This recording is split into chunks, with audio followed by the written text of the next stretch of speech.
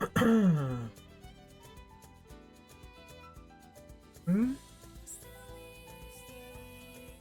Or just go.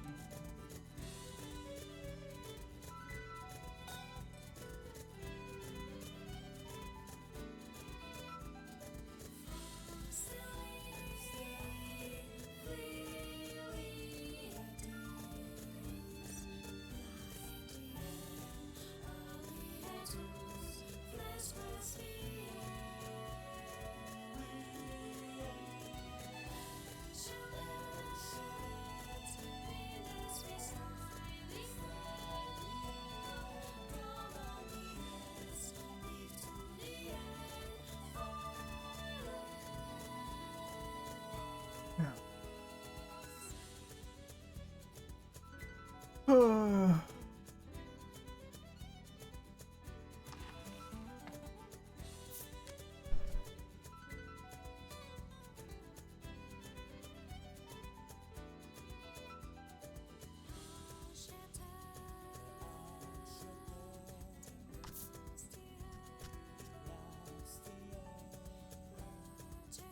uh,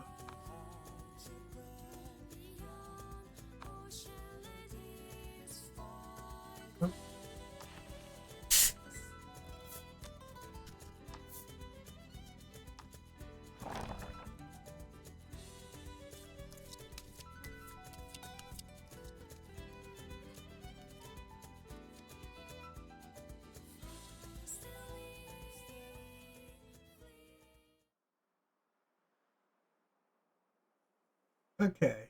Last time, uh, Village just straight up isekai themselves. Uh, and now we're dealing with Fallout. A giant statue towers above you, kindly eyes seeming to cast a protective gaze. You find Trollis and Legol filling. Trollis is in shock. Had she not come to the village, everyone might still be alive. Yeah, these are kids. Traumatic are for them. They made their choice.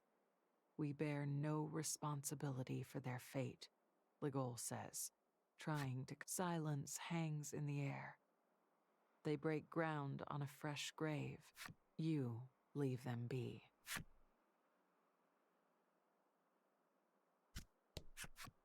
Polka gazes at the Shrine of Light, where the guru lived with her family. You ask Polka if perhaps it was better this way. He shakes his head and says, there are many things in this world he does not understand. As you leave, you hear him speaking softly to himself.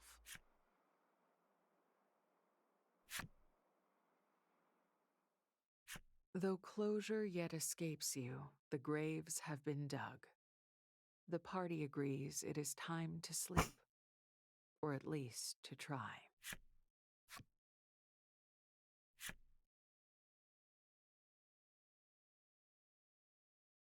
The village is all too quiet as your party rouses from slumber.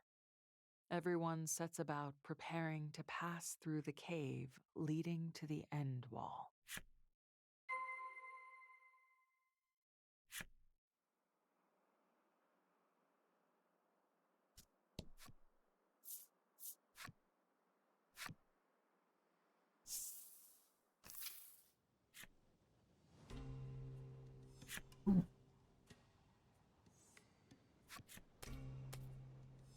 Glancing over in the direction of the shout, you see the roving merchant waving his whole arm at you.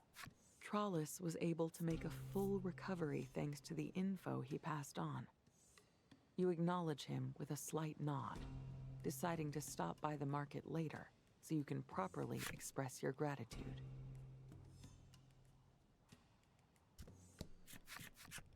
The merchant sees that Trollis has recovered and lets out a sigh of relief. He asks after the apothecary with curative-making prowess. It seems he wishes to replenish his stock. Alas, the apothecary is... You tell him of the tragedy that transpired in the Village of Light. The man falls silent for a time. I should like to set off some fireworks then, in honor of the dead.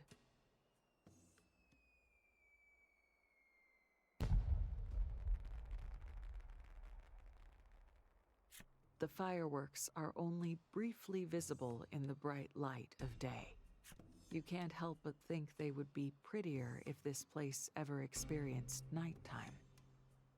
Your thoughts then turn to the departed villagers. Yeah.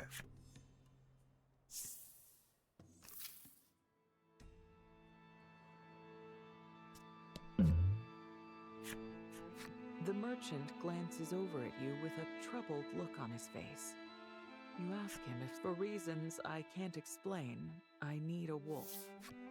He then procures a picture and shows it to you. I'd like one with a beautiful shiny coat, he elaborates. Stars, you ask? To which he explains that each monster has a star-based ranking. The stronger the monster, the more... Of course, I shall see that you are handsomely rewarded for your effort, he tells you.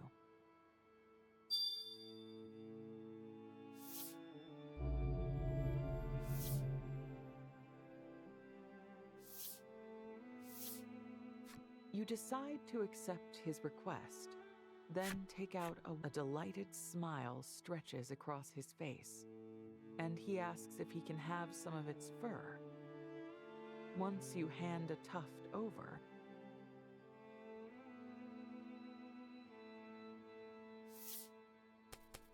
he quickly entwines it with his own hair. Behold, he exclaims with a grin. I'm even more dashing than before. No, I need to make a good impression on all of our patrons.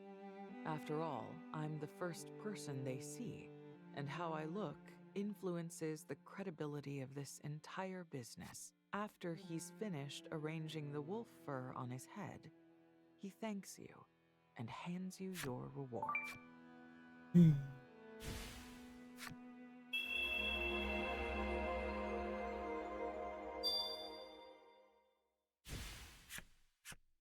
The merchant, recognizing your monster-catching prowess, wants you to bring him an orc child next.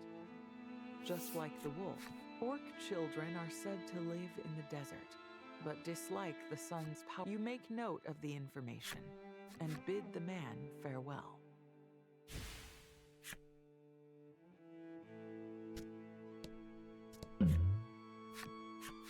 Have you captured an orc child?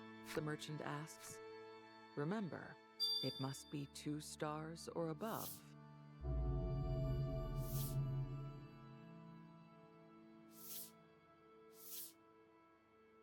After you summon the beast, the merchant calls over the blacksmith.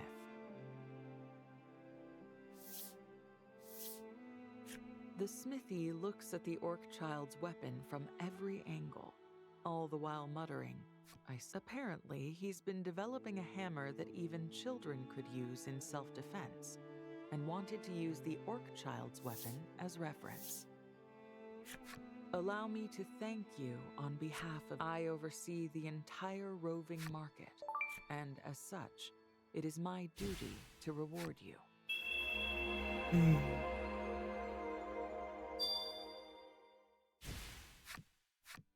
I may ask for your help again in the near future, he says with a smile.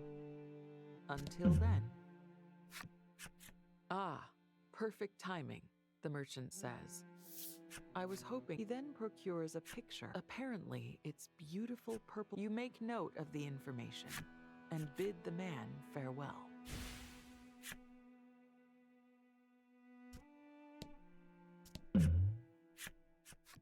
Have you found a venom slime? The merchant asks. Remember, I need one that's 2 stars or above.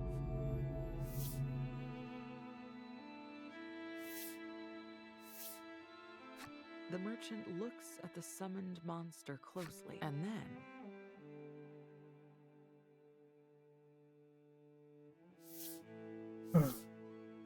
After scraping off a bit of its slime, he tells you that he plans to use it in a medicine. The more vivid the color, the higher... If I can successfully cultivate this, then, he murmurs, trailing off with a grin. After a moment, he clears his throat, then thanks you.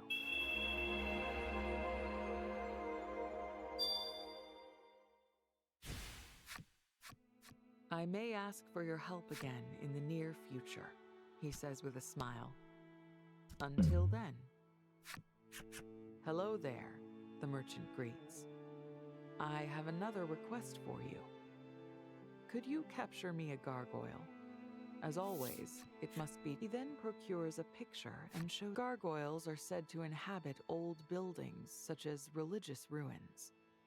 They are dangerous monsters that pretend to be... You make note of the information and bid the man farewell.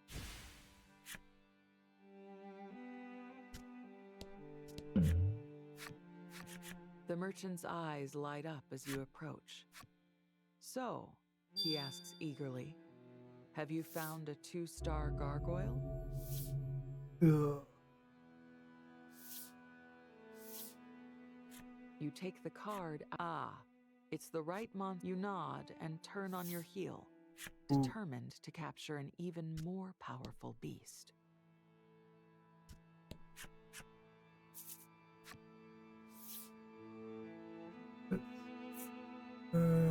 No.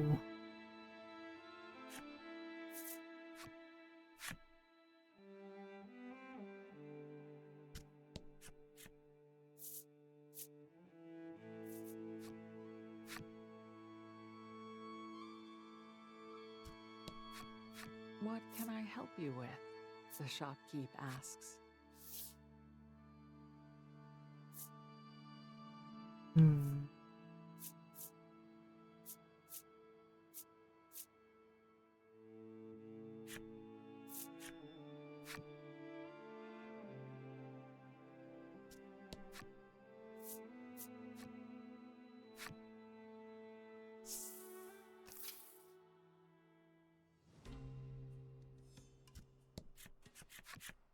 The guru mentioned there would be a cave leading to the end wall in this area. The party takes a look around. Polka takes notice of a crack in the snow and ice. Upon closer examination, you realize it must be the cave entrance. If you can just clear the snow away, you should be able to pass inside.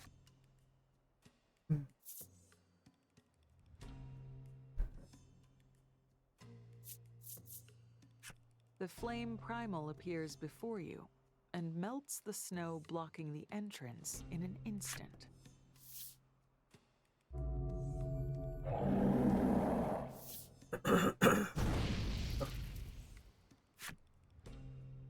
You have to admit you're getting quite good at controlling. In fact, you might be able to control the flame primal well enough to keep everyone warm in the harsh climbs ahead.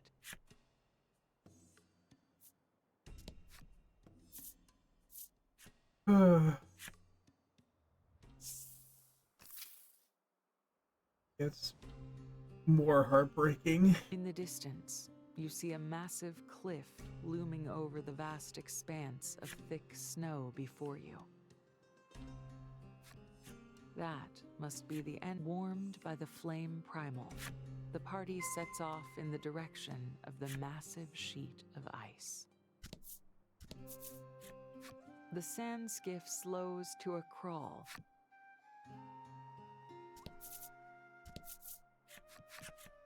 Actually, nope. It's stopped entirely. You peer down at the wheels to find them completely packed with snow. You won't get across the snow in the sand skiff like this. Before you can even get the words out, Polka is muttering to himself and drawing up blueprints. His Sand Skiff Mark II plans, he announces, will require planks. 2 long, thin planks of metal, to be precise, he says, giving you an idea.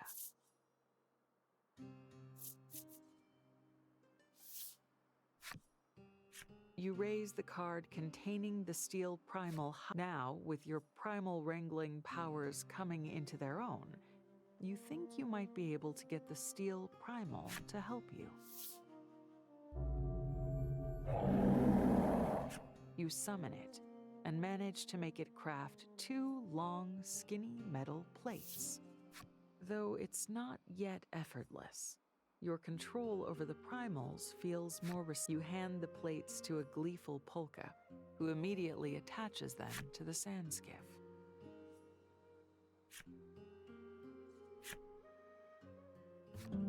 Thanks to Polka's efforts, the sand skiff can now travel across snow.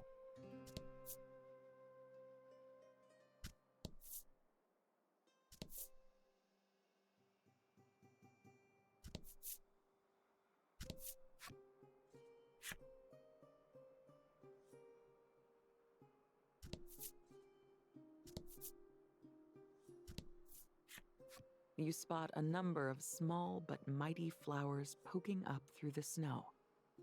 The mere sight of them fills you all with hope.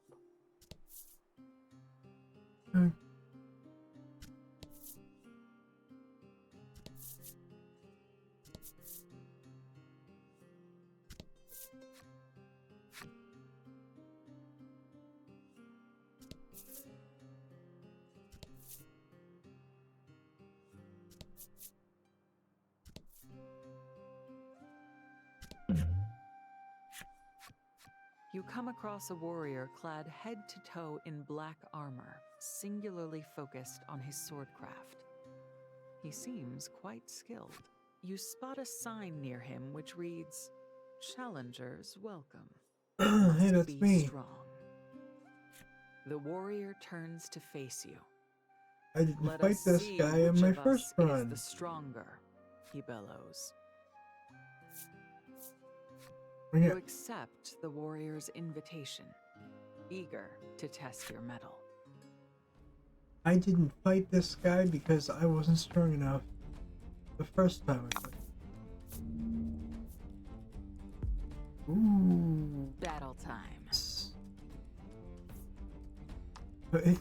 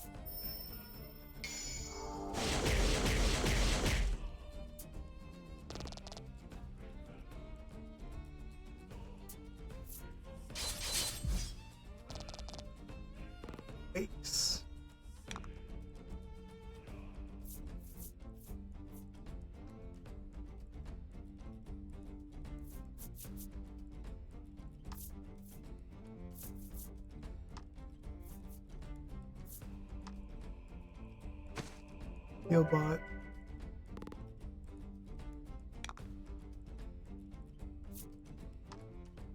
Alright, wait.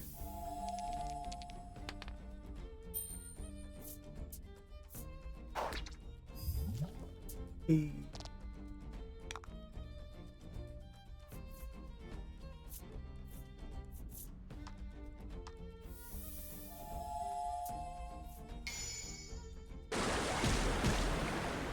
Hey. Beautiful.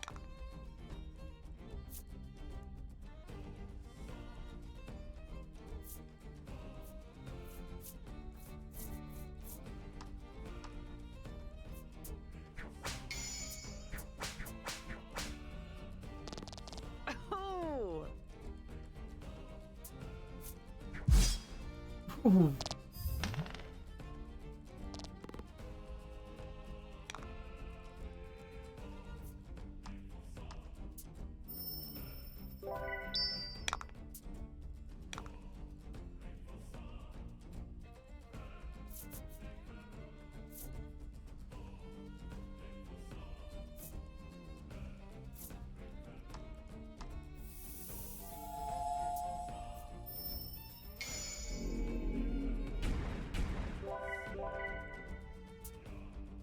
Hey. Because I'm overpowered as. If I wasn't this strong, I don't think I would have won.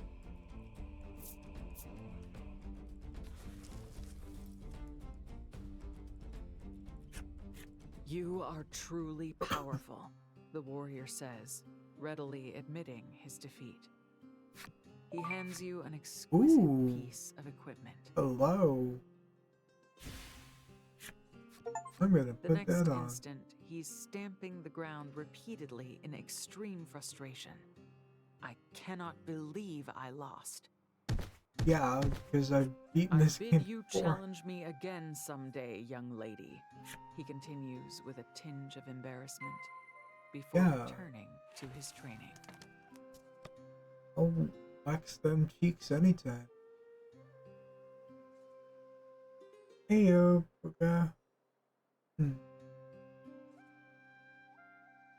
Oh.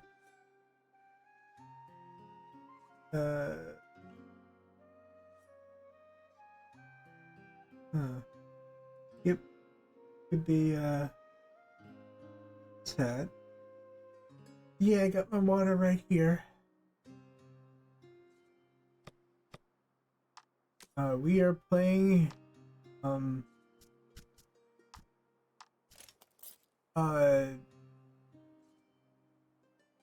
Voice of Cards Beast of Burden. It's Nier Automata, card game edition.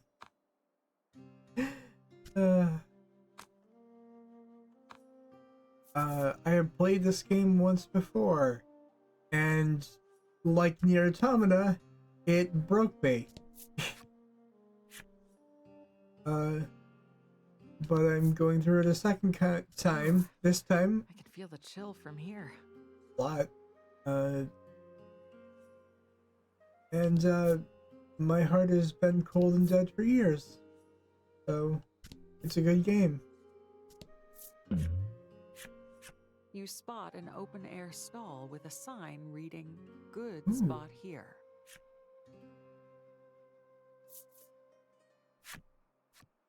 You enter the stall and hear the proprietor call out to you. "Welcome to my exchange shop. I'll pay good money for your goods. But this'll determine how good the money is," she continues, revealing a single die in her hand.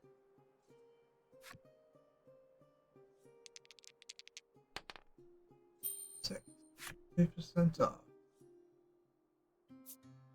Okay. What? Ooh.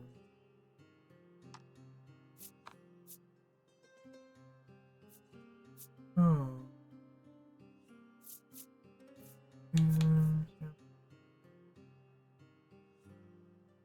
Oh, I'm rich.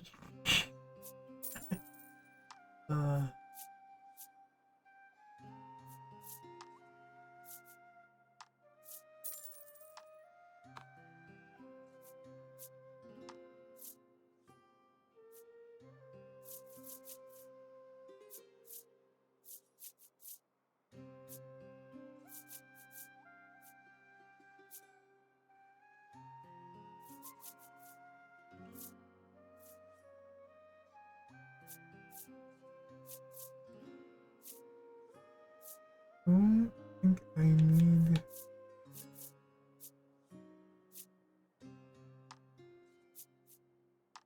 I don't think I need anything because the last boss battle was a challenge to say the least. And by a challenge, I mean it was a bitch to complete. That's why I'm so strong. Without warning, she sets about closing her stall. Apparently, you were her last customer for today. You gather up your things and take your leave. Hey.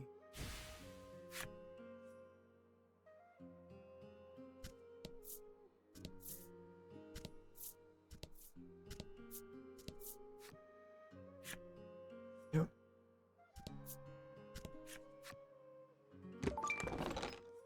Ooh.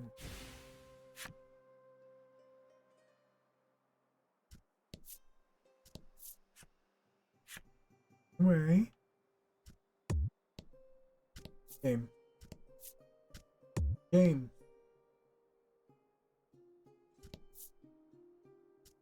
No, game down.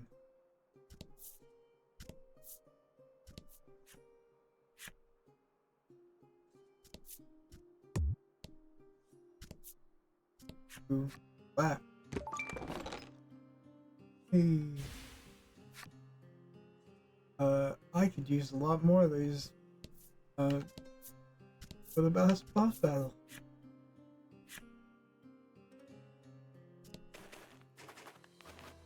At last, you've reached the end wall.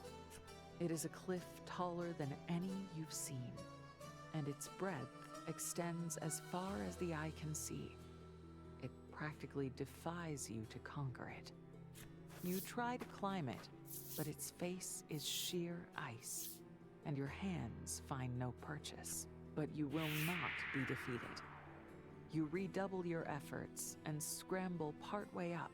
Oh only to yeah, see I a remember giant this. snowball hurtling your way.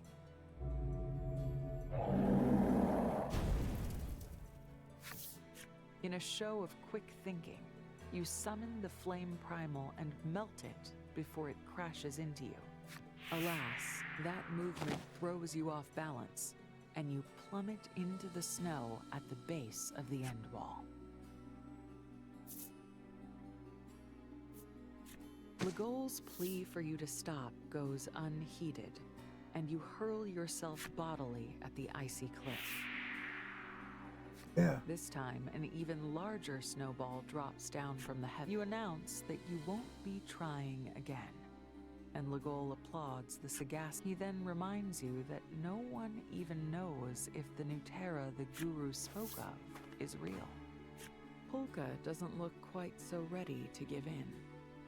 Nuterra's existence is irrelevant, he says, noting that the Guru said it was simply where you'd find what you seek. Trollis reckons she can climb it and leaps at the end wall. The party is divided. Legol opposes any attempt to advance, but Polka and Trollis insist on scaling the. Thanks to the flame primal's warmth, the debate carries on for some time. Suddenly, your vision blurs. You've drawn upon the flame primal's power for too long, and your body has reached its limit. The flame you called forth blinks out of existence. Between your exhaustion and the cold, you feel yourself growing faint.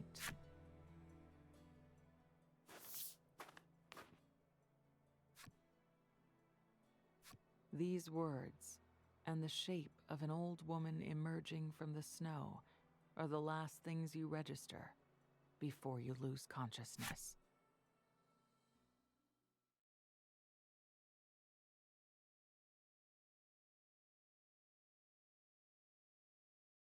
Oop.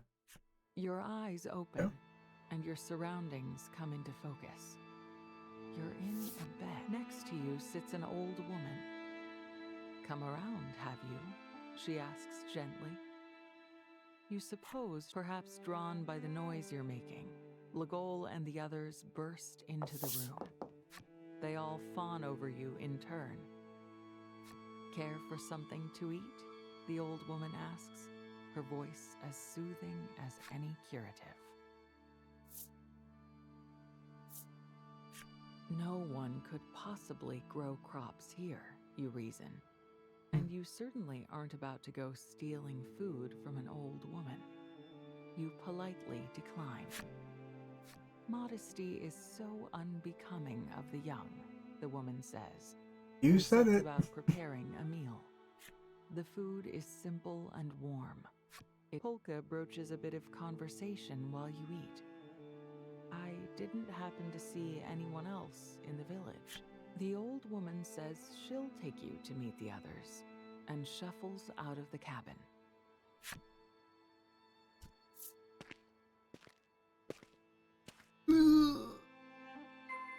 This one.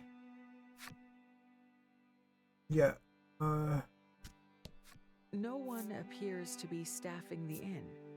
You promise to the absent innkeeper you'll pay later, and scurry inside out of the cold. The party takes leave of the inn, feeling rested and refreshed. Yeah. This one. I had an existential crisis and The old woman talked to the leads you fairies that we're graveyard. gonna meet. They're all gone now, she says softly.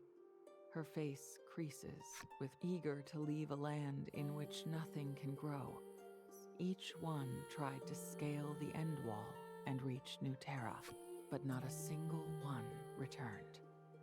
Eventually, the old woman was the only one left. Her own son was also among those who set out to scale the end wall. Still, the old woman ventures to the end wall once a day, clinging to the last shred of hope she has. That she tells you how grateful she's been for your company after so much time alone, and suggests you spend the night in Icevale.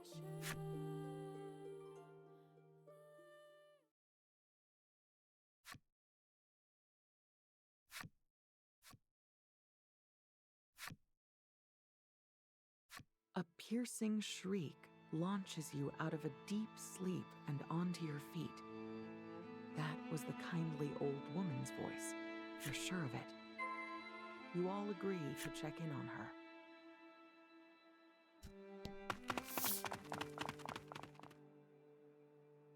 The party hurriedly piles into her humble abode, to find the old woman doubled over, clutching her back and unable to move. She's thrown her back out, Polka says matter-of-factly.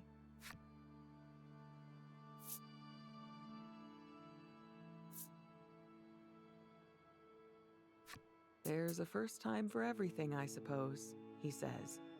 I'll have to perform surgery. Wish me luck. Absolutely not, the old woman protests. Perhaps sensing no small amount of danger to her life, the woman remains where she is and informs you that there is a curative that will ease her. One derived from Solnivias, rare flowers that bloom. She's fed you and provided shelter. You must find that flower for her.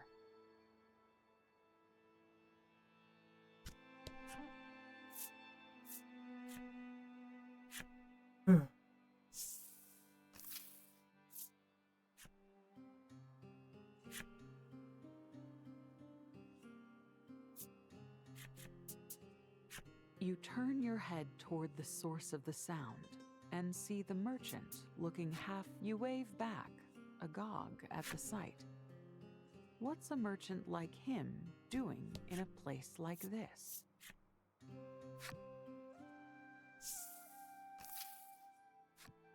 The merchant is shivering something fierce. Please, you lot are my only hope, he pleads, and lays out his wares.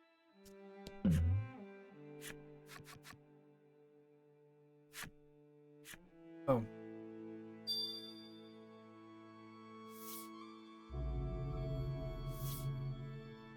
know. Yep. Ugh.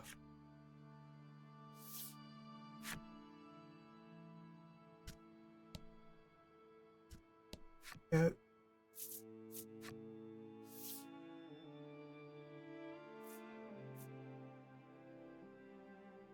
There.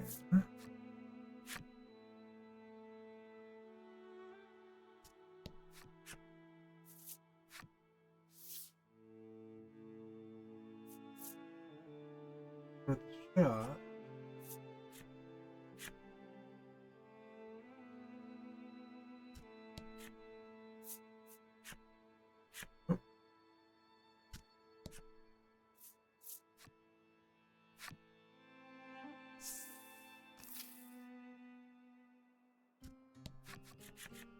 You spot a small flower poking its head above the snow.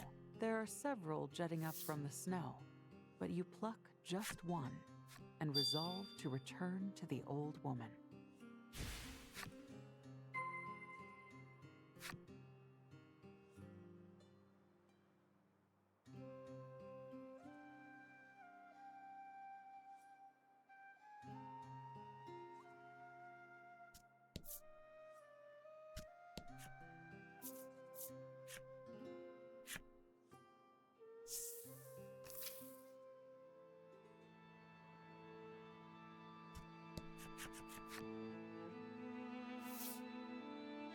You burst through the door, Solnivia in hand.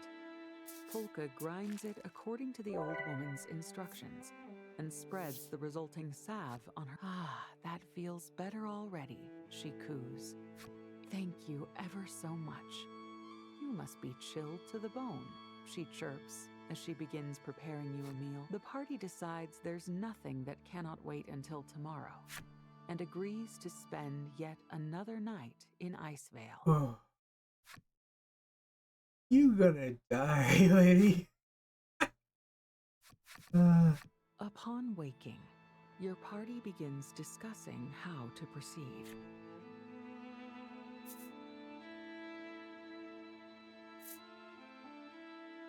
You suggest abandoning the search for Nuterra and living with the old woman in Icevale. With her back as bad as it is, she might appreciate the extra help. Polka rejects the idea outright. No matter how Fine, hard you I'll all might pick try, the there's simply no replacing her. stupid- Sure, you gave up on scaling the end wall yourself, but you didn't have a plan then.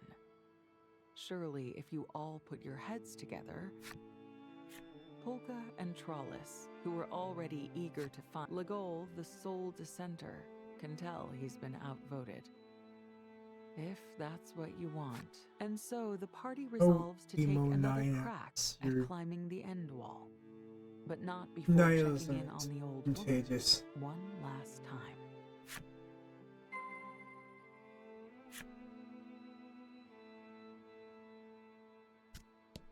You knock at the door to the old woman's cabin. No. But there's no answer. You Yeah. walk in to check on her and find her lying abed, cold to the touch. The Solnivia could have been poisonous, but Polka refutes that hypothesis upon examining her. He pronounces her dead of natural causes. From the sub-Terran village to Steelborough to the City of Flame and onward, you've left a trail of death and disease in your wake. Hey, none of those were my fault, because, people be either stupid or vain. If there is a god of pestilence among us, it's me, Legol says. Polka counters that were you a god of pestilence, the continued good health of the entire party would be inexplicable and, frankly, illogical. Thanks, Healbot. Trollis gently strokes your back and suggests you all give the old woman a proper burial. Ugh.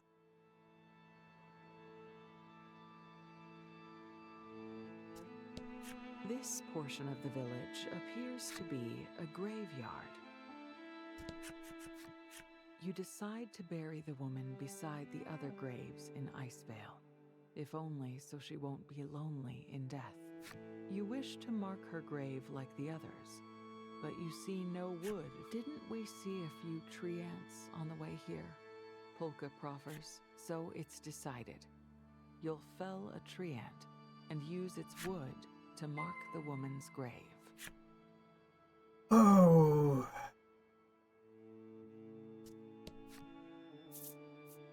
Doesn't make the hurt go away, but it numbs the pain.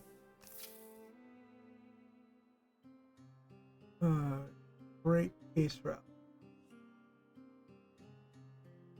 But, you know.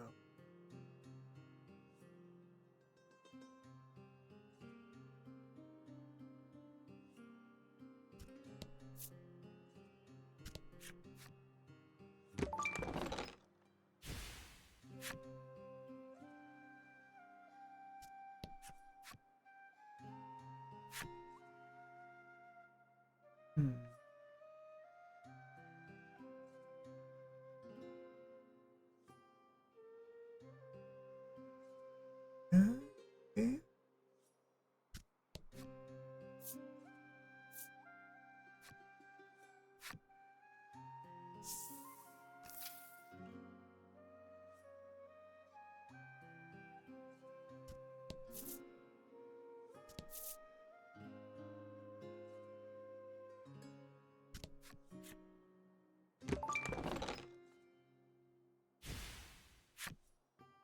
I need to sell those off and make inventory.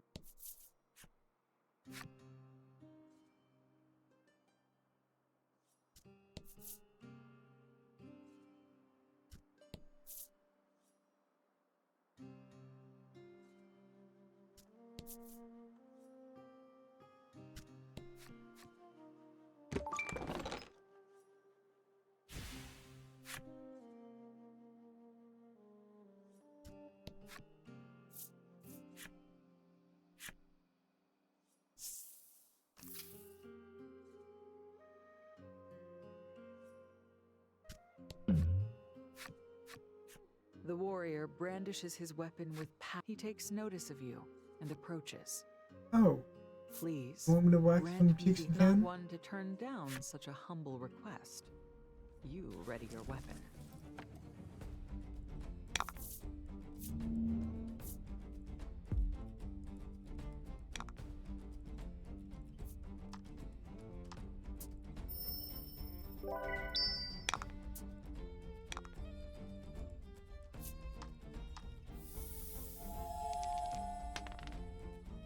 Oh.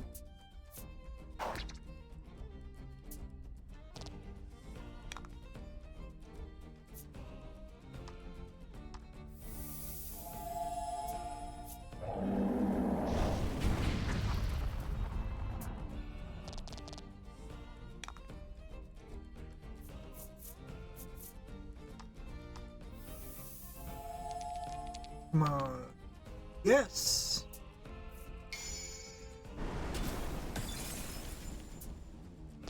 Beautiful.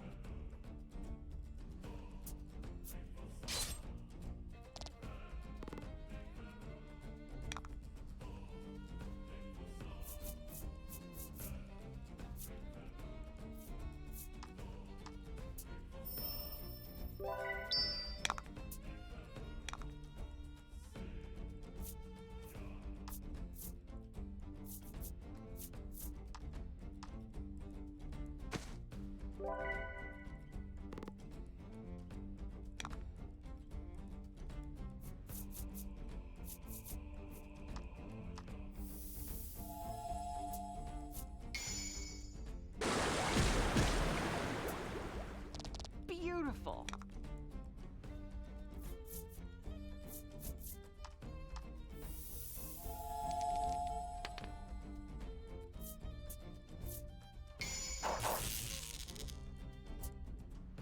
Ugh.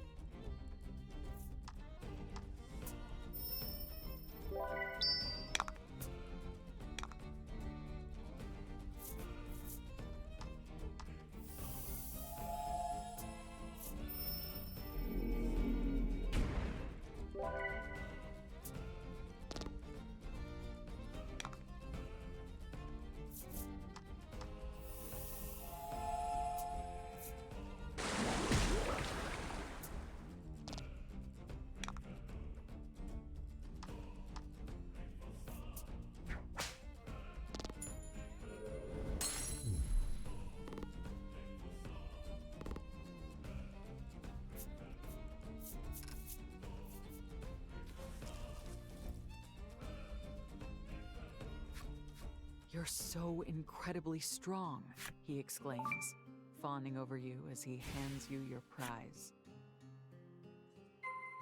Okay. In these snowfields. Other. Oh, I have to change.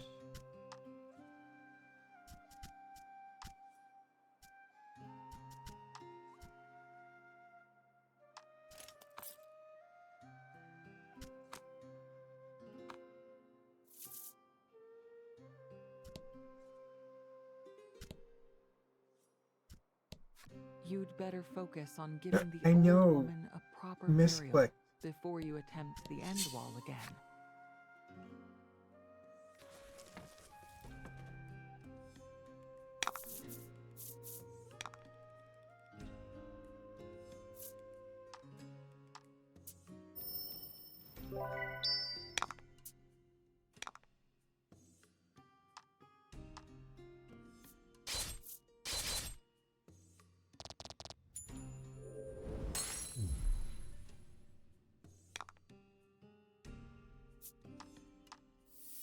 Burn, baby, burn.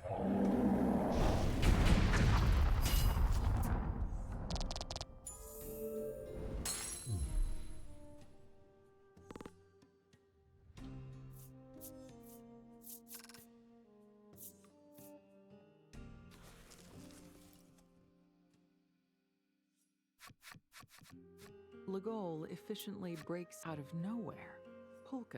Polka wishes for you to collect more tree. Are we building a whole house? Legol grouses, side-eyeing Polka. The target of his ire, however, is already off searching for tree ants.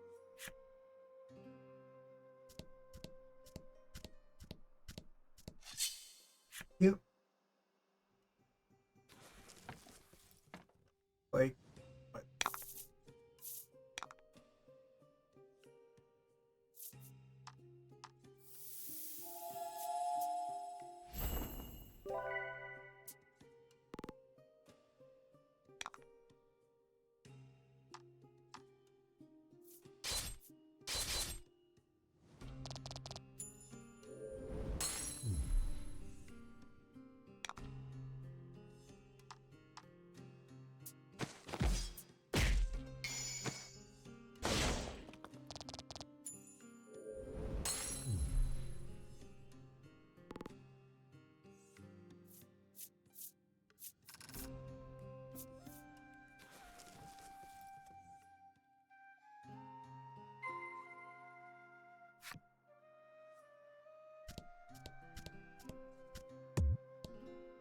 Game.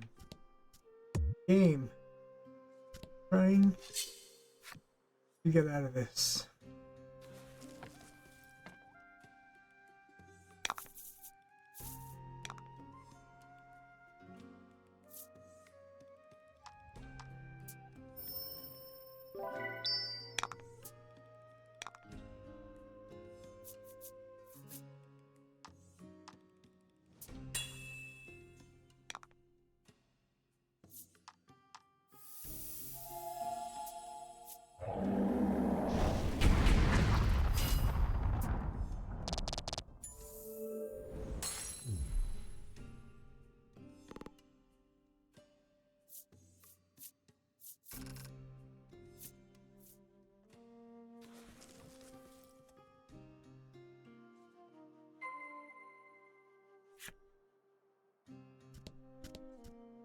Oh. Whew. Uh-oh.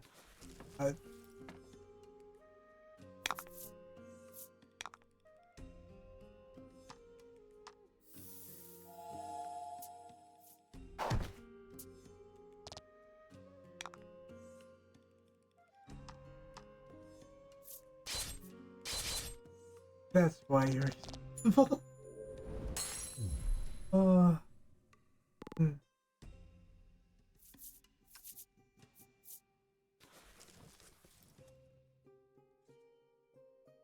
This sought to be enough wood for our purpose. Trollis suggests you stop by the old woman's grave and place a flower on it.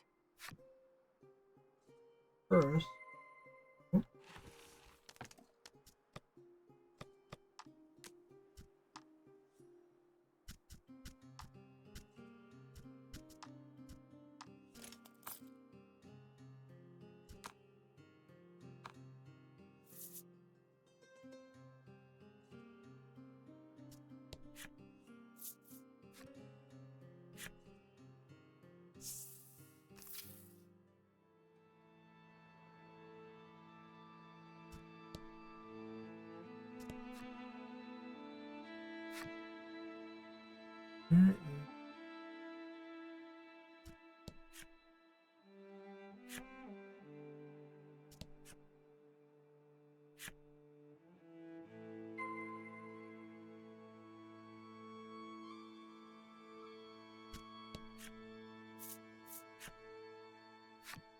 I have trouble with directions.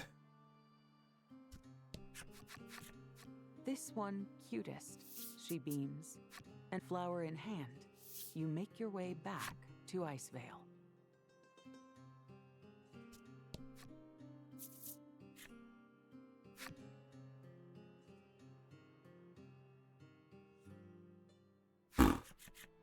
You fashion the wood into a fine marker for her final resting place and place the flower atop it. You clasp your hands to pray, but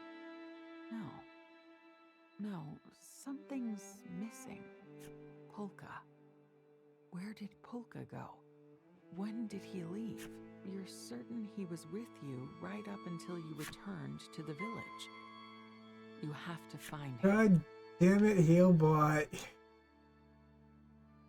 Why call him expendable? This is useless beyond healing. You quickly spot Polka puttering around the sand skiff. He takes notice of you too. We're all set, he chirps. You take your leave of Icevale and prepare to face the end wall once more.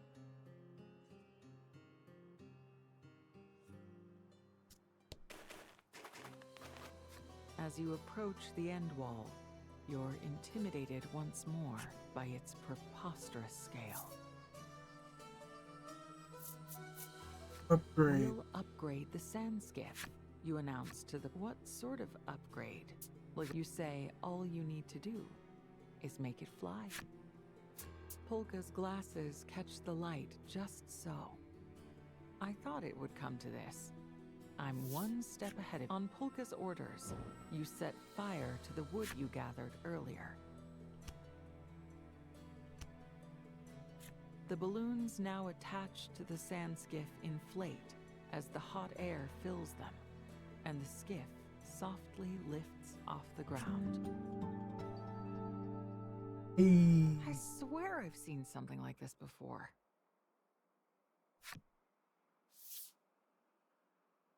Trollis is utterly delighted by the unexpected flight. Her joy is tempered by violent gusts that grow more intense as the skiff climbs.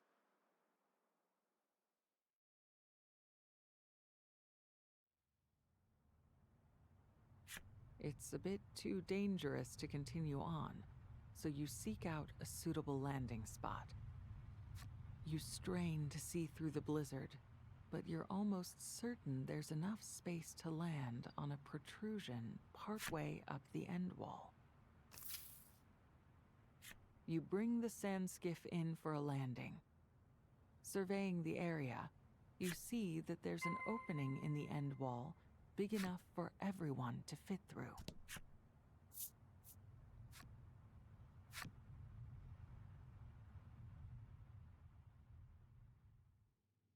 You fashion a torch from some of your sand skiff fuel and enter the cave.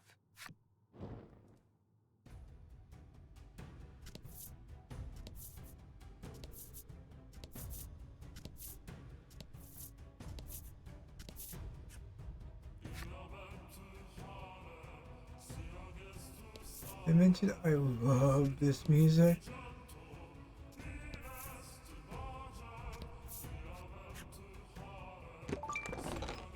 Hey.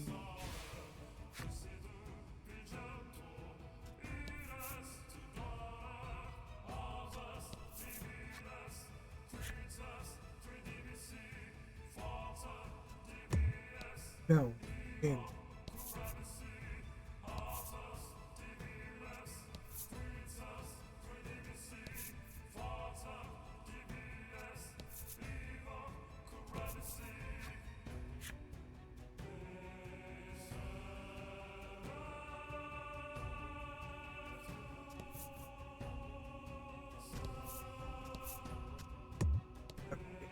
In. No. You spot two monsters chattering amongst themselves. You hide, watching them carefully as you strain to hear what they're saying. The party hastily scribbled. You saw more than your fair share of iced-over rocks on the way here. While you were lost in thought, the monsters went about. You gather up everyone's notes and stuff them into your pack. You'll be on the lookout for places matching the description you've heard.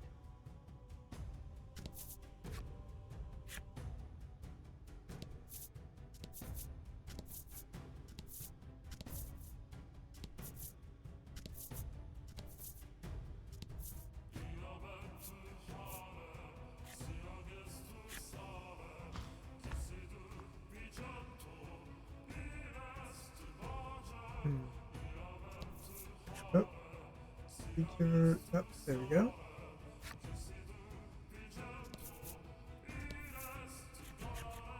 A tiny sphere of pure light appears before you, gently floating in the air. Your eyes refocus, revealing the form of a fearsome beast lies within this wall. You'd best go home if you value your life, but you'll heed no such advice. After all, the fairy's probably a monster themselves. You press on. Wanted to stab you in the back anyway. Well. The fairy fades from view, revealing a horde of agitated monsters. They lunge at you. That's adorable. They think they can.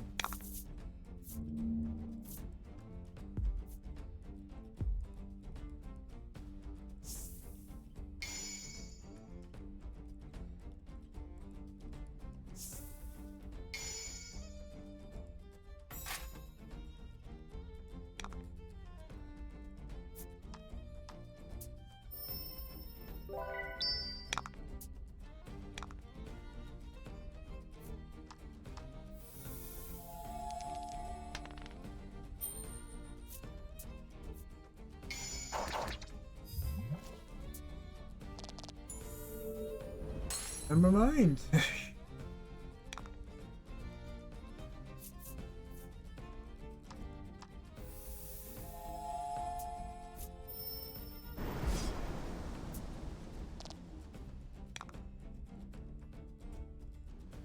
Thanos, we are going to need to have a serious talk about you not using the flame primal and killing things.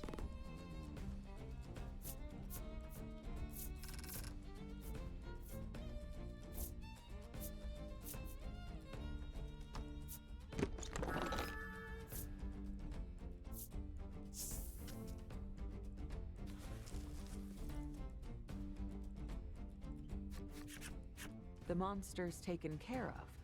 You look warily this way and that. No sign of the fairy. You continue on, carefully.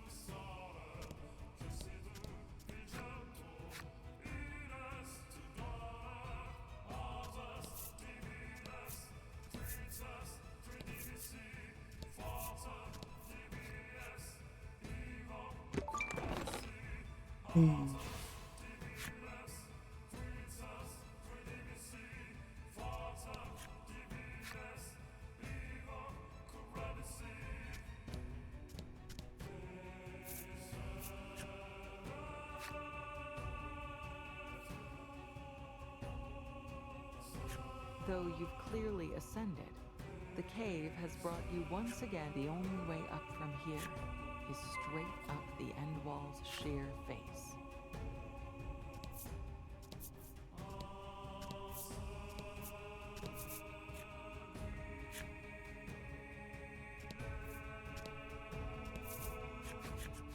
You take notice of a light above your head as you clamber up the wall. You raise in time to see a massive snowball hurtling toward you. You somehow manage to dodge the snowball, only for the sound of someone snickering to reach your Fuck ears. you, fairy.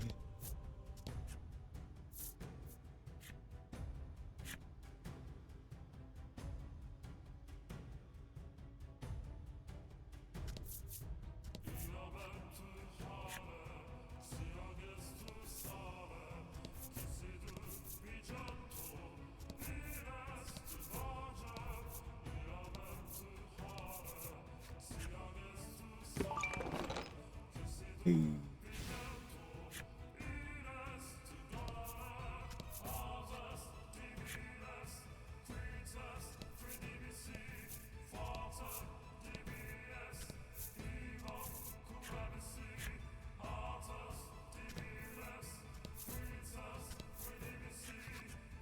The path before you is littered with bones. Polka picks one up and examines it. They are indeed human, he says grimly. Just then, Fuck you, another ball of fairy. light appears before you. But this one, the Frost Primal lives here. I think it'd be wise to turn around and leave. The fairy that sure sounds like a trap to you. The party readies their weapons. The fairy fades from view, revealing a horde of slobbering monsters. They set upon you at once.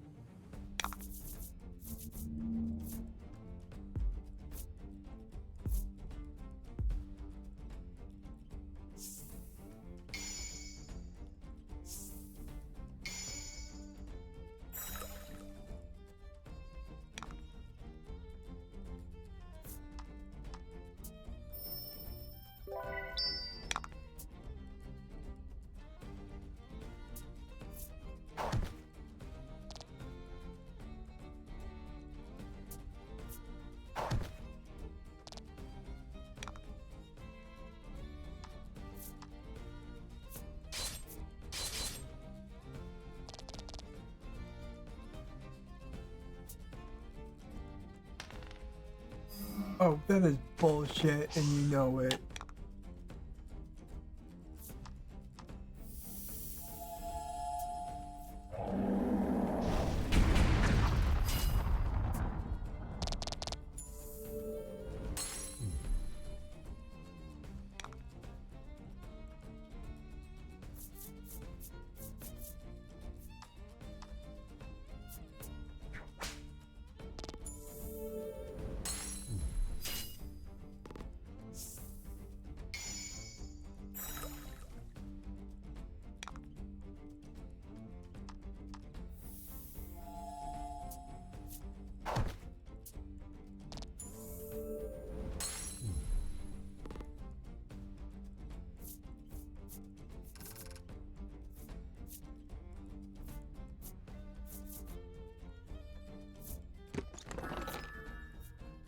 Oh,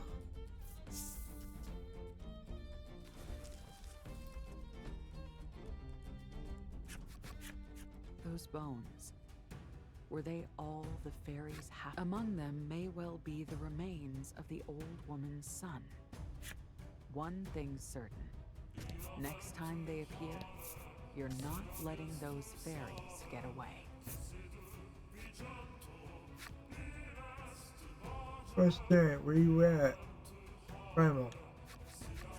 You Whatever. feel a slight rumble and look up to see a massive snowball hurtling toward you from above.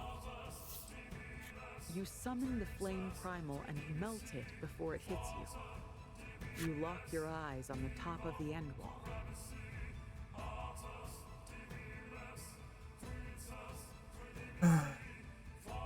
Give me game. To find that snowball, you'd bet your card case. We'll just have to avoid them as we climb, Legol says. Perhaps concerned Fuck, after you overextended berries. yourself in Icevale.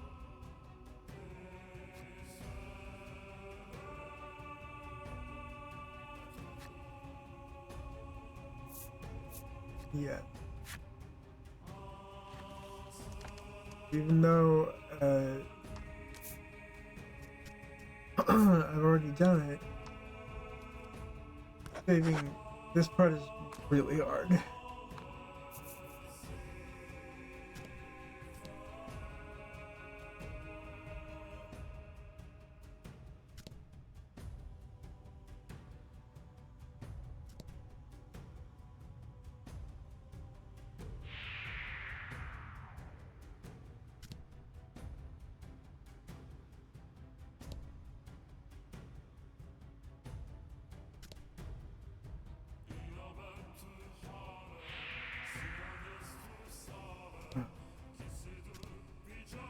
What they call an epic gamer moment.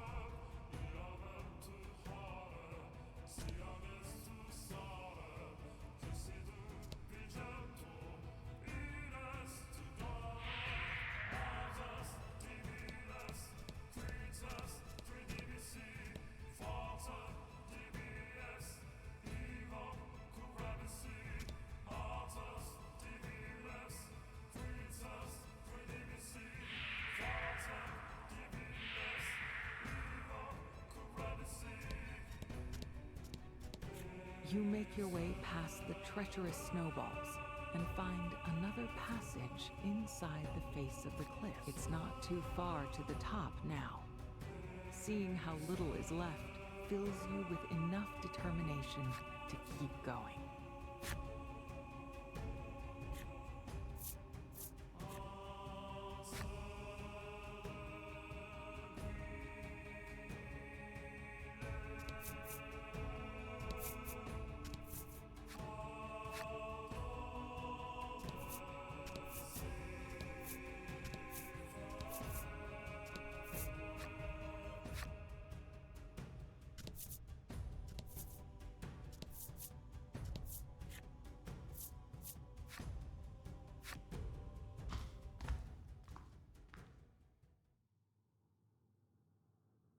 Your torch goes out unexpectedly. You summon the flame primal and light it once more. Is everyone still here? Are they unharmed? Yes, it seems so. You hear Polka and Trollis speaking in oddly high-pitched voices behind you. Fuck you, fairy.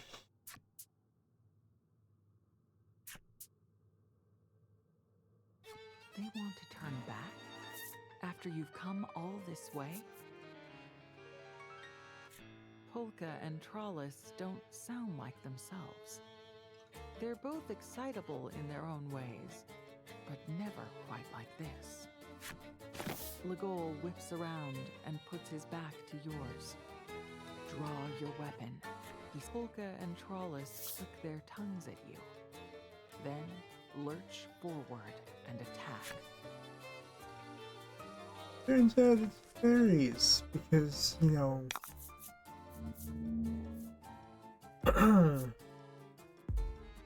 oh, that's...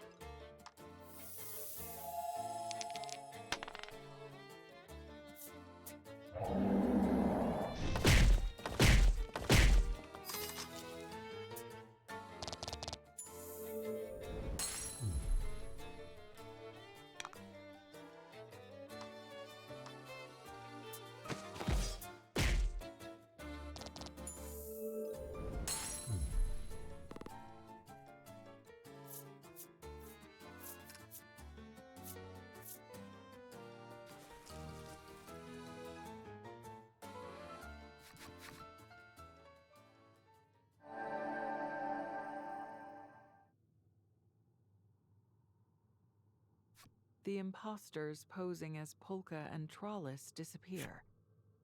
You hear voices from further within the cave as they vanish. Frost Primal? You repeat, a confusion interrupted by the sight of Polka and Trollis walking briskly to your side. According to Polka, he and Trollis were dropped to the floor below when the torch went out. This is more like them. The real Trollis and Polka have returned.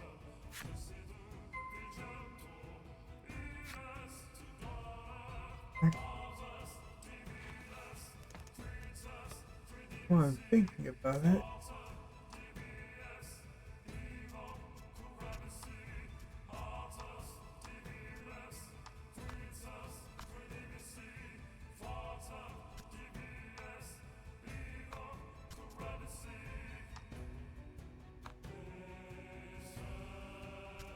Time. So.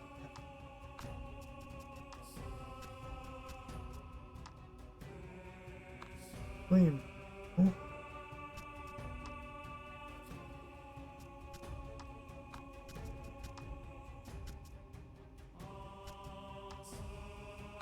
Well, that is not the Flame Primal.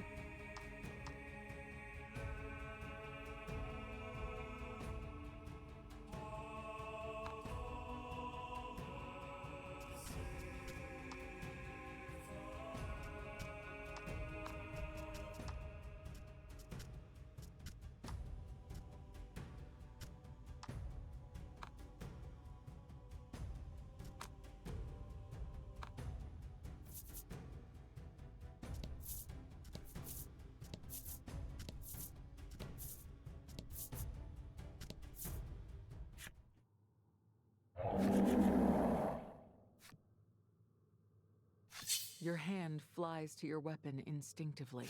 The rest of the party follows your lead and prepares for a fight. Gladly, you signal to the rest of the party and charge into combat.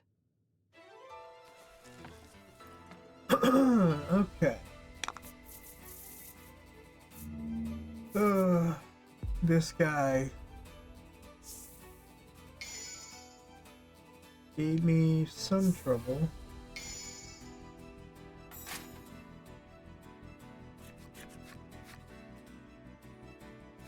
As well? So, you aren't the first. The Frost Primal confirms your worst fears with a deep, rumbling laugh. You let out a piercing scream that gives way to a howl of agony for those lost to this. The Frost Primal is mighty, but if you work together,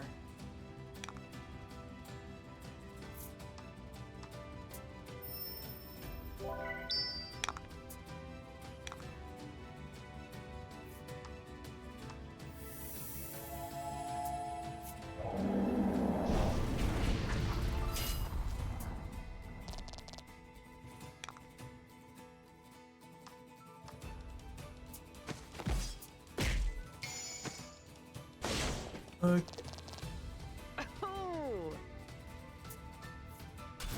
oh,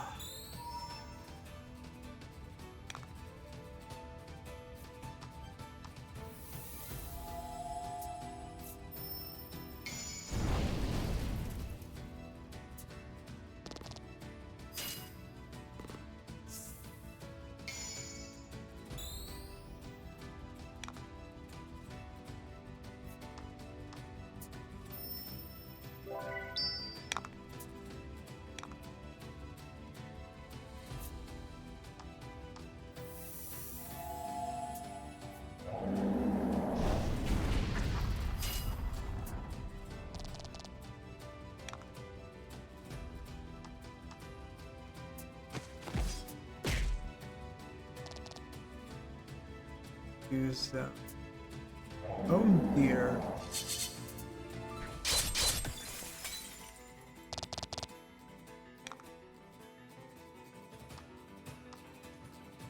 Should use the thingy,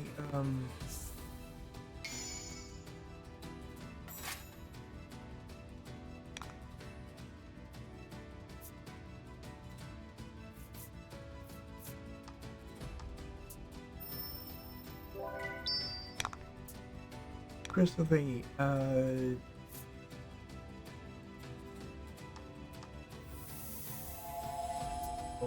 Use it on.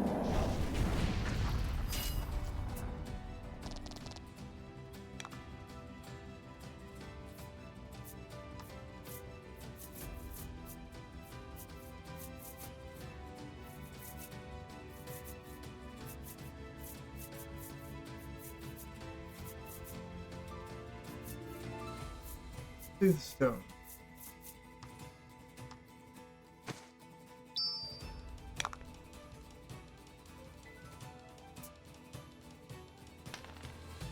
Oh, that would have been bad.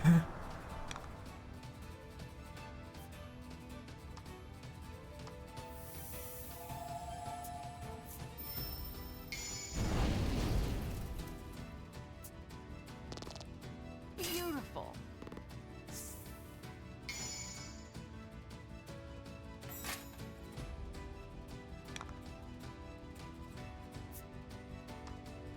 Oh.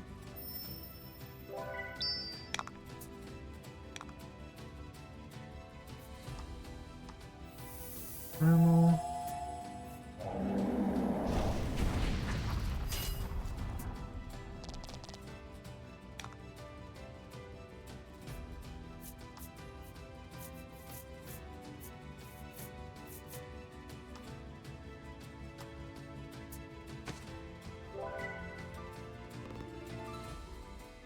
Oh.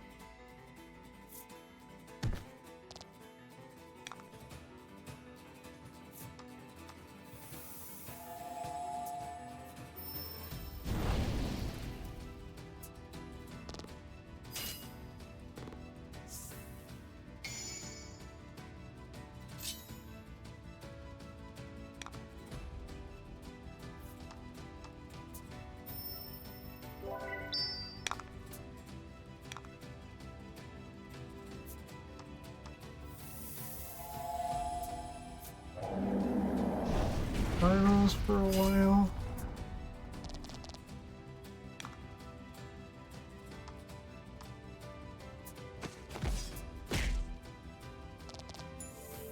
Yeah.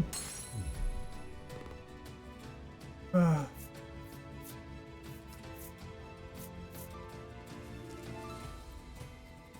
It's so much more satisfying than raging at your computer.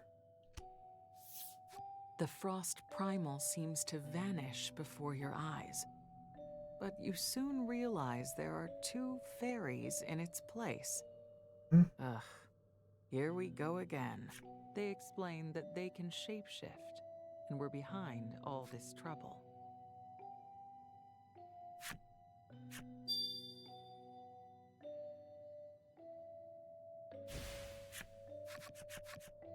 You ask if they truly did kill all the people of. They exchange glances and break out in a fit of giggles. They let out an innocent laugh.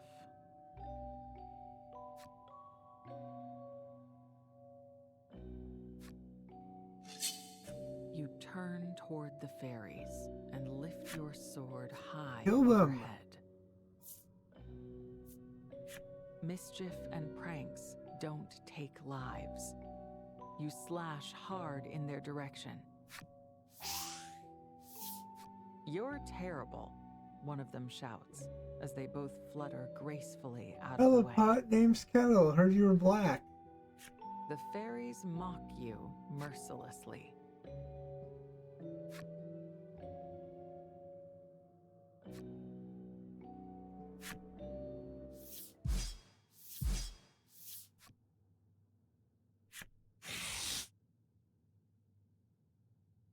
In one slash, Legol slices them cleanly in two, and their fluttering forms dissipate. That's what I'm here for, he growls. Well, you won't be making cards out of them now that Legol sliced them in half. Still, you have no regrets. You were going to cut them down yourself. Onward. Leaving, Trollis chirps, once again her usual chipper self.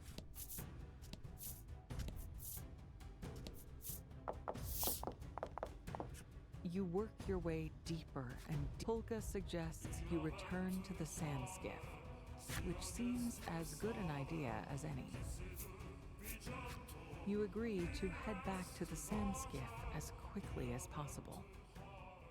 What's You exit the Oh, I still cave got to it. find the blizzard has subsided. Polka ventures a guess that the fairies might have been behind the... Either way, there's nothing stopping you now. You gaze up at the impossibly blue sky as the balloons inflate, and you gently lift off once more. At last, you float over the top. You knew this wall was not the end.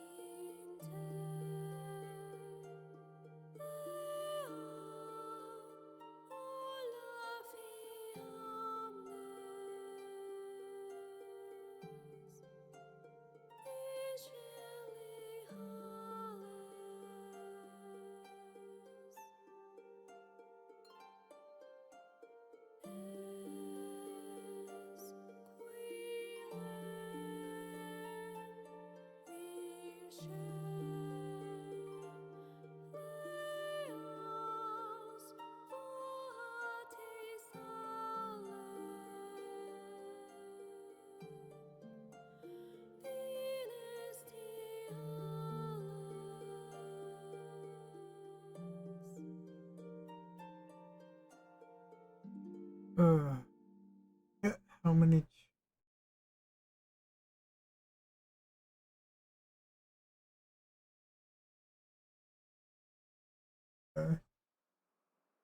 Bingo. Using a telescope Polka had been carrying, Probably you search two for a more. place to alight.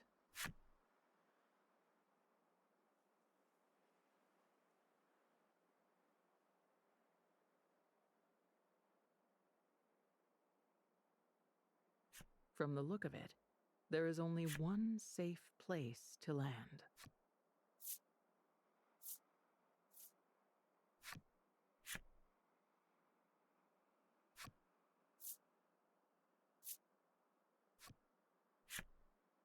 You find the best place to I alight and safely return to solid ground. went on that one and got into a battle immediately. Polka gazes at the surroundings appreciatively. He tells you can't argue with him. Greenery swathes the area all around you.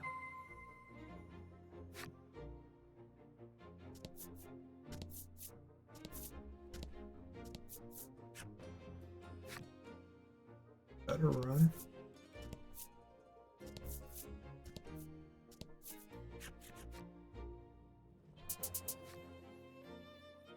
The group shrieks the words in unison. The cold is even more biting here than on the end. You decide to confer with the others on your next course of action. Let's go. You ask Trollus's opinion on what to do next. She munches on a piece of fruit. You're not entirely sure where she found it. In fact, she has a whole armful. She hands you one and motions for you to have a bite. The place is bitterly cold, but it is replete with trees and greenery and delicious fruit like this. It seems that Nuterra is as incredible as the rumors said. You ask Legol's opinion on what to do next, but he offers no more than a shrug and a grunt. You ask Polka's opinion on what to do next. He replies, "While we were, and if I recall correctly, it was that way." He says, the group decides to go with Polka's idea for now, and sets off in the direction of what he thought was a village.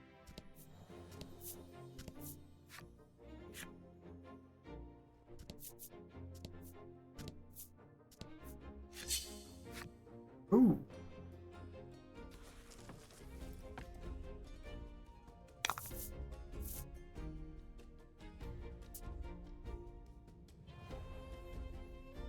Oh yeah, Monster Village. Oh boy. If you thought that Old Town Isekai themselves was bad,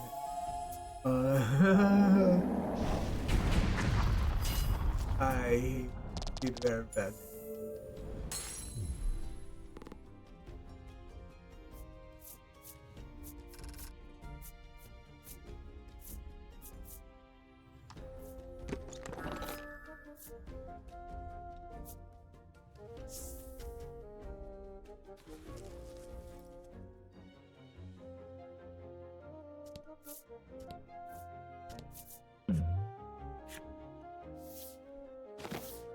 The party happens upon a half-buried treasure chest. Polka boasts of his lock-picking skills. You take one look at it and announce that you could do it. You ask Legol if he could open it. He scrunches. Trollis, brimming with confidence, announces she can pick lock good.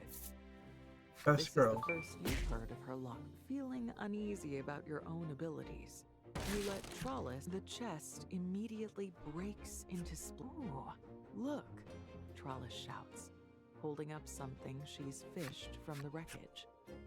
It's a fine-looking piece of equipment. I have better. You discover a village nestled. However, the place is quiet. For caution's sake, you'd best keep your guard up if you're going to enter.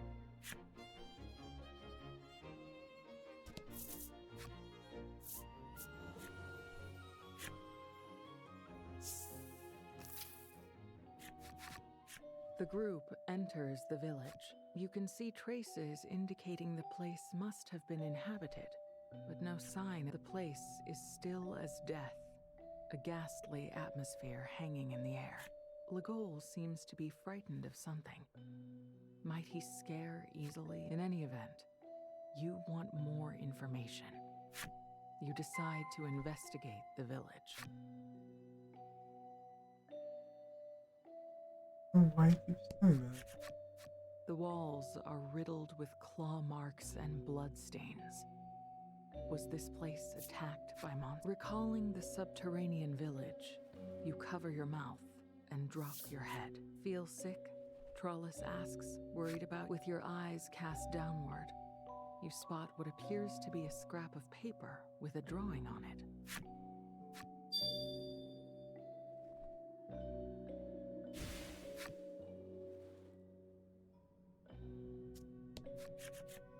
This place must have been a weapon shop of some kind.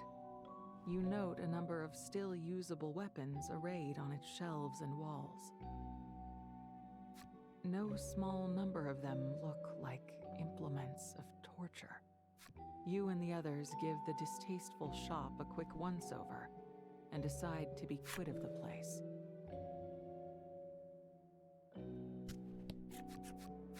This place looks like it was an inn. With a little tidying up, Legol is clearly not in favor of the idea. We're not seriously going to sleep here, are we? Polka counters that not only is there nowhere else to sleep, but critically, it won't cost anything to rest here. Having argued down Legol's disagreement, the group decides to sleep at the inn. We always argue with 9S. You make it sound like it's... After getting a bare minimum of rest, you leave the inn. It's just... Within the small building, you find some things that look like laboratory equipment, along with a sturdy-looking cage. Legol says, "Let's hurry and get out of here." The fright in his voice is plain. You feel a bit of guilt at the thought, but can't help but find it a little cute to see Legol. As Legol hurries everyone along, Polka inspects the equipment. He manages to locate a scrap of paper with some kind of drawing on it. On the shelves, you spy a number of salves, poultices, and other medicinals. Maybe this place was an apothecary. Polka says that several of the items could be of use, so you decide to borrow them, minus the especially suspicious-looking ones. Hey.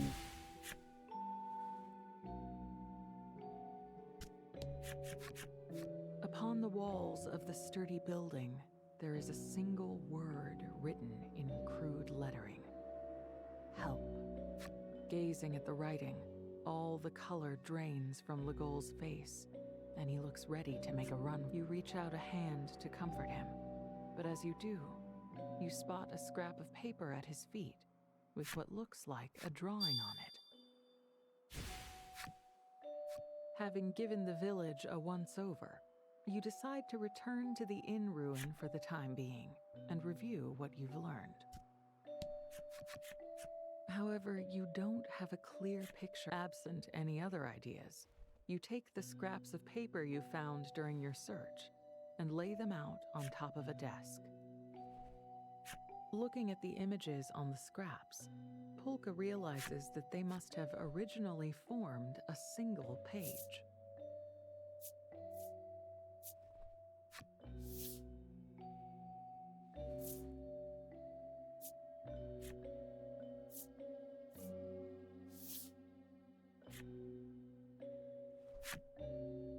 With the scraps assembled properly, they form what appears to be a map. Looking closely, you spot a flower drawn in one particular location. Something about it calls to mind a childhood memory for Polka.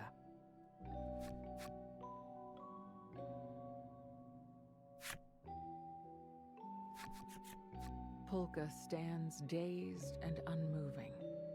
You ask if anything is wrong, but he replies, "No, nothing at all." Breaking the reverie, a something black as midnight assails the party. You reach for your weapon, ready to fend off a monster. But when you take a look,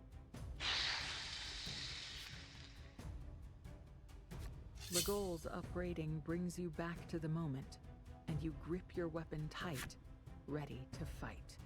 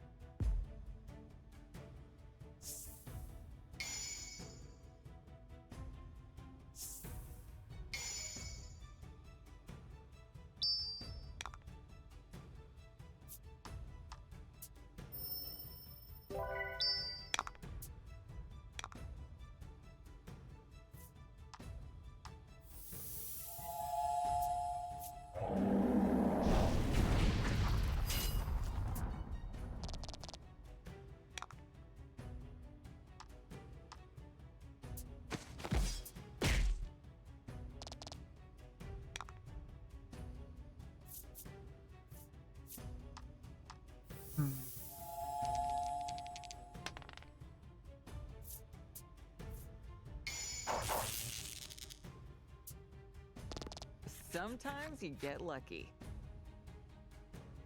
Hey, it's the way I type. The monster-like thing's attacks are ferocious. Like darkness come to life, it steadily wears you down. Trollis seems to be feeling the same unease you are in regards to the creature.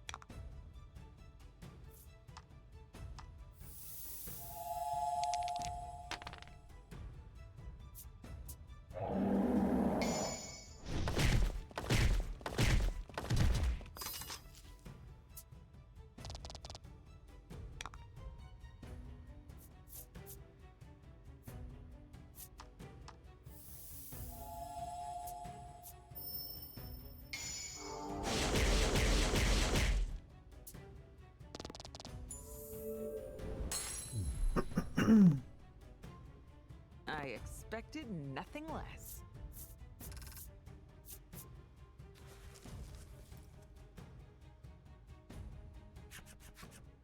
You've managed to defeat the creature and hold a card aloft. It doesn't seem to work, though. Maybe this really isn't a monster after all. A little troublesome having to deal with all these unknown foes, isn't it? Exclaim. The four of you decide to run for it. But when you turn, you find Steelborough soldiers blocking your path, trapping you. Perhaps they're in pursuit of those responsible for killing everyone in the Senate. Legol clicks his tongue.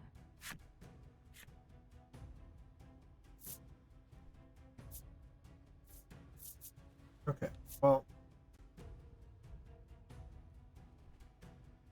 whose soldiers left? In the hopes of escaping the pursuers, you have no choice but to charge headlong into the black creatures. The Steelborough soldiers ignore you and start to fight with the creatures. The thought of just running for it crosses your mind. But the soldiers are still people. You can't just leave them to die.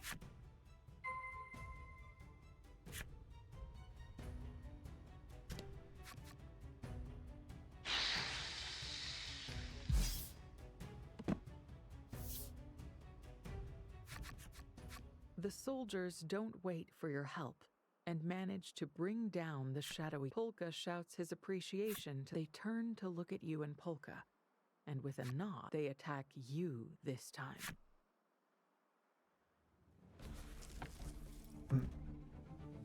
The opposite way. My brain Battle is time. fried. Ooh.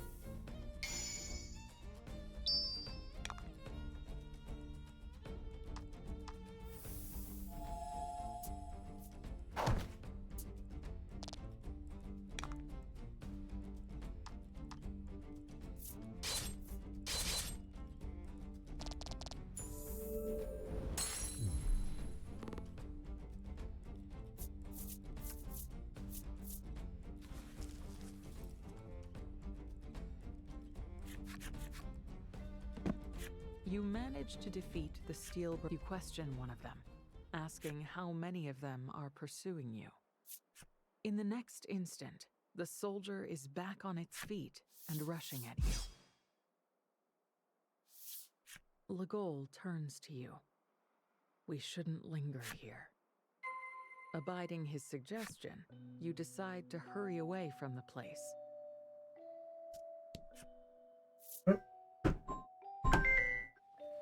I gotta take this. Well, hey, hold on.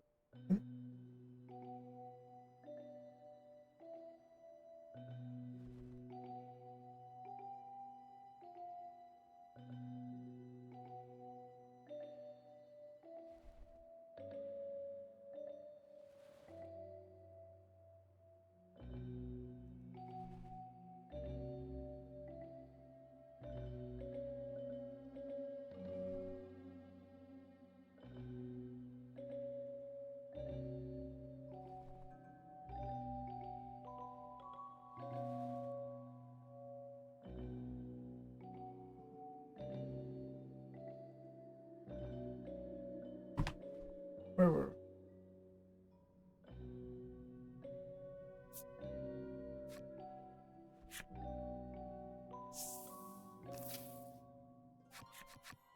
You decide to ask your friends what to do next.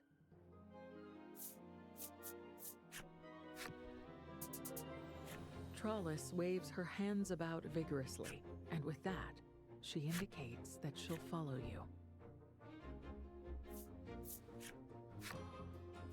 Nuterra's dangerous, Legol says, now that you can't deny the truth of what he's saying, given what just transpired in the village. Nonetheless,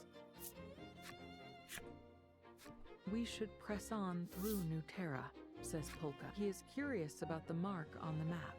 Thinking of the Guru of Light, you tell the others, I want to keep exploring Nuterra. You're fine, but I'm going back after we check that spot out, Legol says.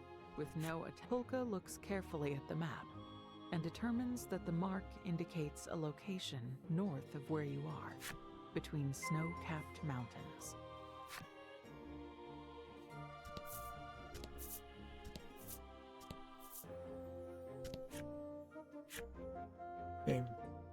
Game.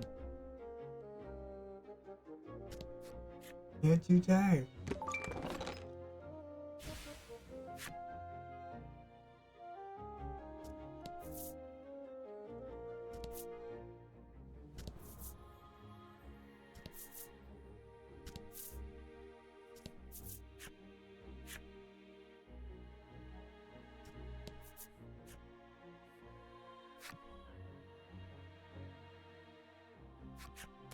Is coming over. You turn to find the source of the voice, and who should you find but the wandering merchant waving animator, floored by his hustle, but pull yourself together enough to offer a tiny wave in reply.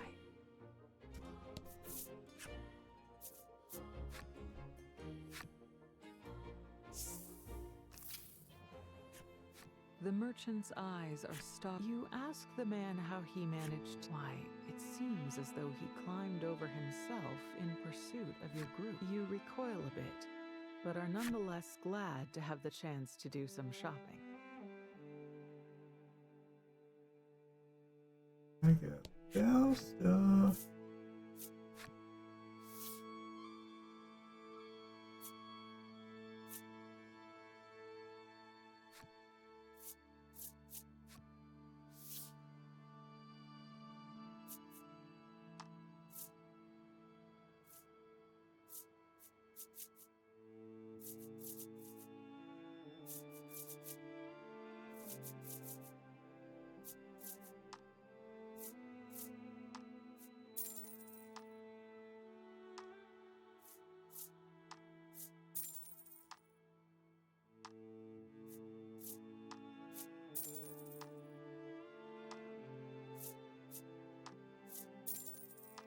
Everything.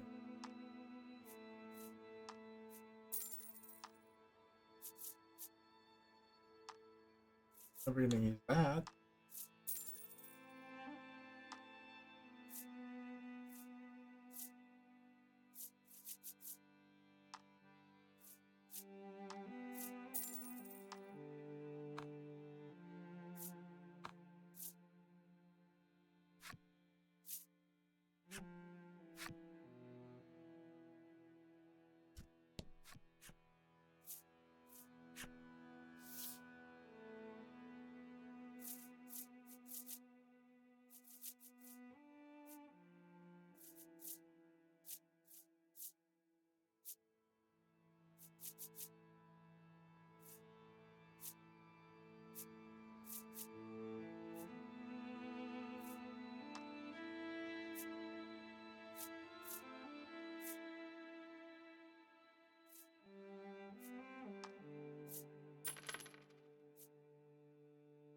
Gotcha.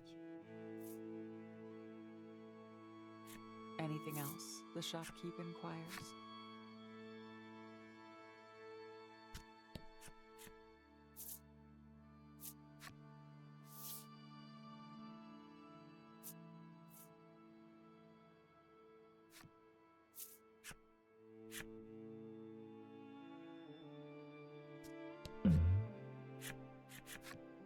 Oh.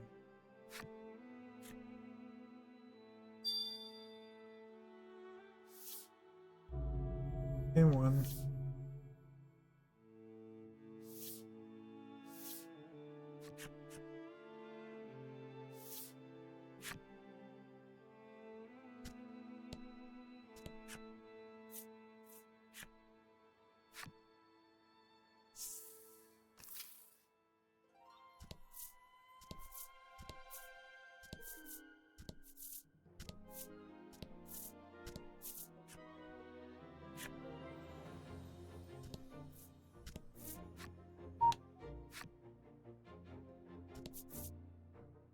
God.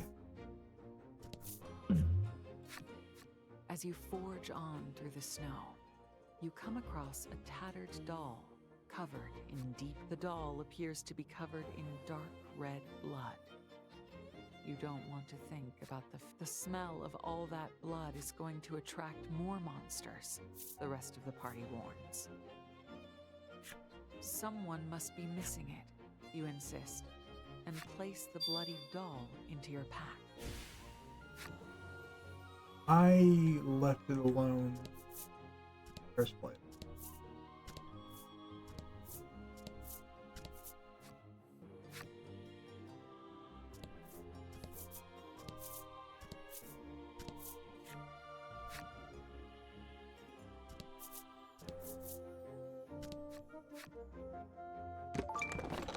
Hey.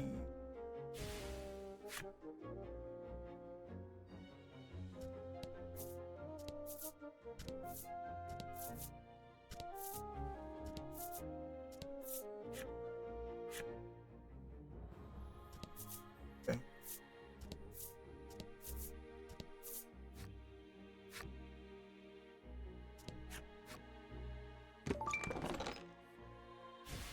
Yeah, like I need more money.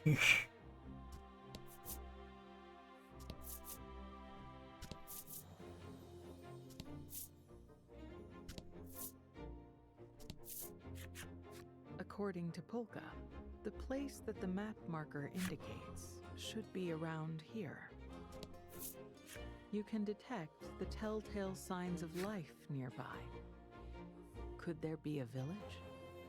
It may be worth you notice telltale signs of monsters, too.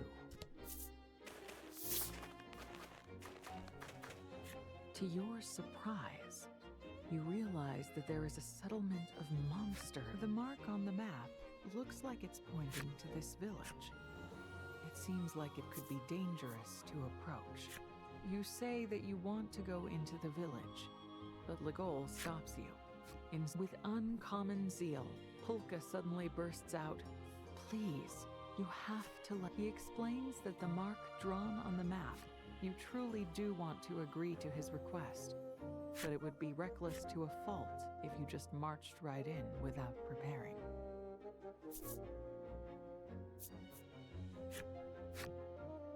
The fairies you encountered on the end wall were masquerade, so wouldn't that mean you could use this power? You suggest to the others that, though reluctant to assume such a form, you're left with little other recourse.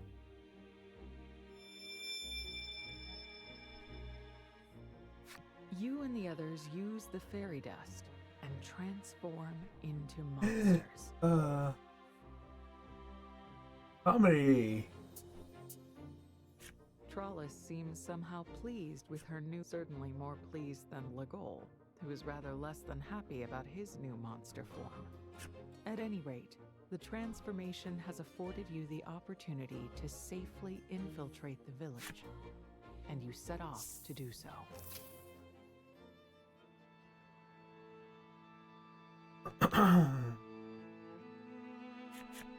It looks like no humans live in this village. You can't hide your surprise that they live just like Polka whispers into your ear. Let's hurry and look around this place before they find out what we really are. The monster offers you a ball and says, "I'm much too noble. Couldn't possibly play with something like this. Throw me something more valuable," the monster says. tail wagging back and forth out of a desire to play.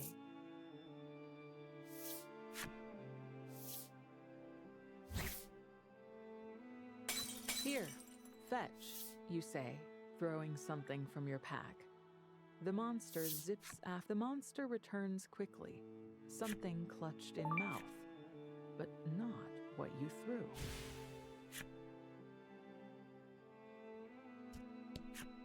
The monster running the inn can sing a tune so sweet, it seems it'll have you sound asleep in moments. How about a nice rest? Someone calls as you approach the inn.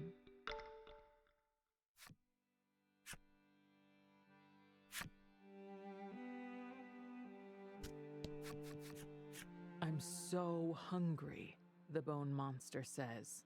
Theatrically, Polka signals to you with his eyes to just ignore. Trollis, however, takes the bait. But no, that's right, chatters the monster with delight, its joints cricking and cracking. That's why I'm so hungry. It always goes right through me. Oh. God.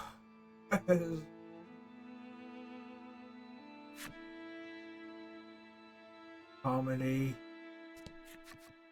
After you enter you ask if something is wrong, and it explains. After taking a good look at you, the owner asks, you don't especially want to help a monster. But Polka convinces you by saying, it probably wouldn't hurt for us to ingratiate ourselves to the locals. With starry, lovelorn eyes, upon hearing the details from her, ha! As if, the monster snorts with laughter. You're not gonna win contest like that, one of the monsters says. When you ask what kind of contest it is, the monsters leap around and reply, jumping contest. The doors of the magnificent man, the monster says, spend all the time you want. The mayor looks at Polka in surprise and then narrows his eyes. He explains that Polka reminds him a lot of a friend of his from long ago. Hoping to win the mayor over, Polka rattles off a lie. Yes, I'm his descendant. The mayor is apparently the credulous sort and is convinced. He offers a memento of his old friend.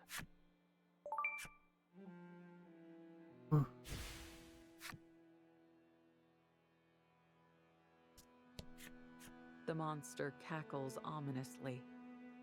I may have shed my earthly shell, but I haven't lost my love of games. This is the game parlor. A monster calls out, No, because Want I to play will cards? get sucked into it. all the goods on offer have been stolen. Someday, the monster says, trembling all over.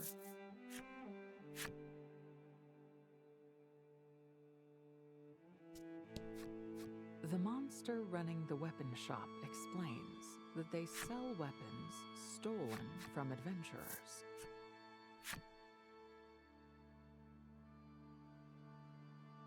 I think that's it.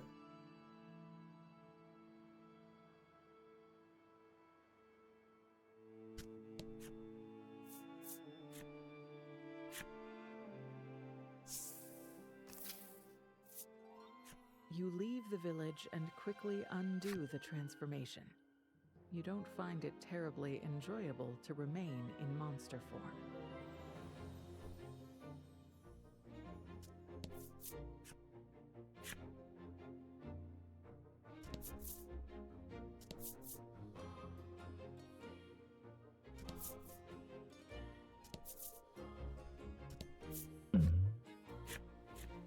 Blood smell.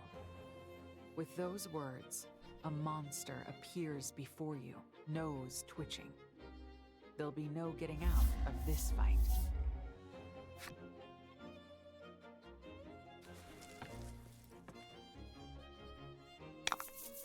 Because I have doll.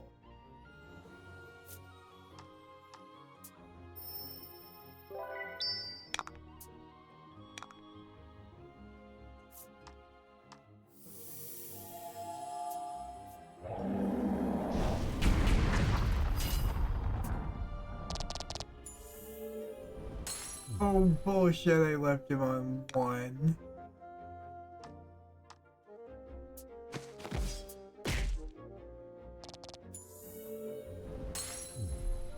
Like every Pokemon back.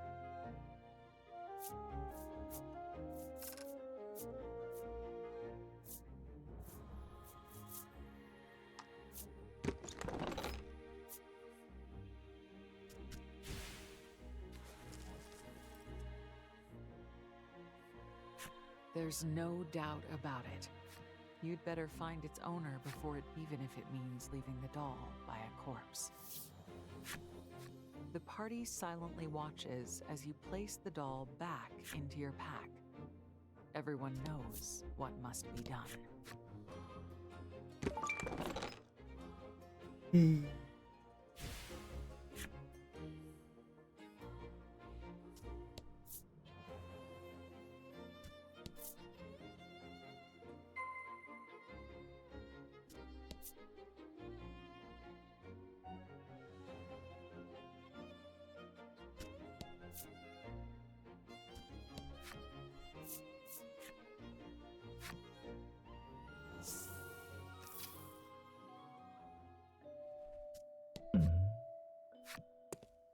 As you scan the ruins, your eyes land on a drawing of a young girl and her doll. The doll looks rather familiar. Your eyes, it must have belonged to the little girl. The next instant, your companions call your name and point to you look back down at the floor and notice a plank. You pry the plank loose. You take the equipment from the chest and place the bloodied doll inside. I will avenge you, you whisper. I'm just gonna that off.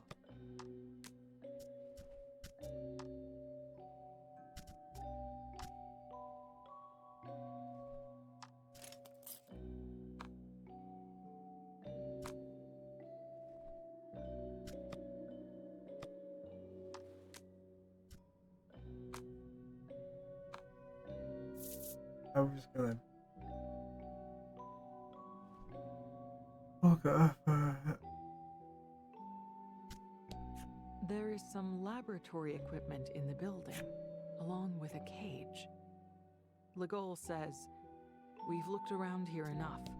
There is a single word written in crude lettering on the wall. Help. Highly trembling, Legol, he's not wrong. You could be attacked at any time by one of those shadowy creatures. You all agree to hurry back to town.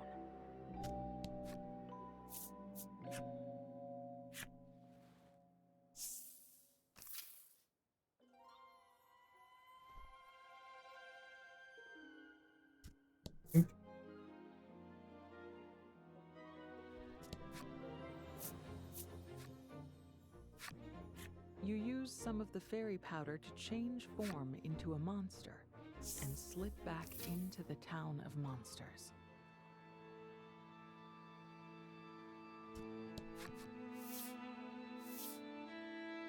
The monster accepts the plate from you and immediately sets about preparing food for the pets.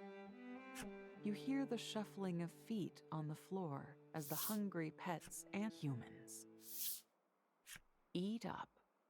You're all very, very important gifts, the monster coos with a smile. You can't turn a blind eye to them. This is barbaric. How the monster looks at you in surprise. What you talking about? You draw your weapon and brandish it at them. Battle time.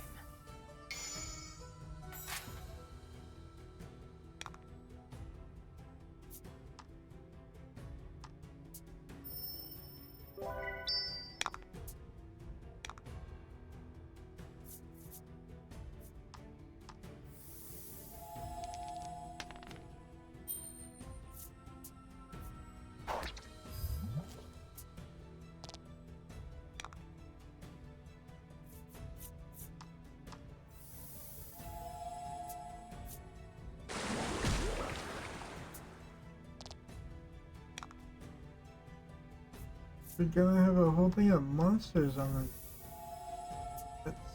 That's. Uh.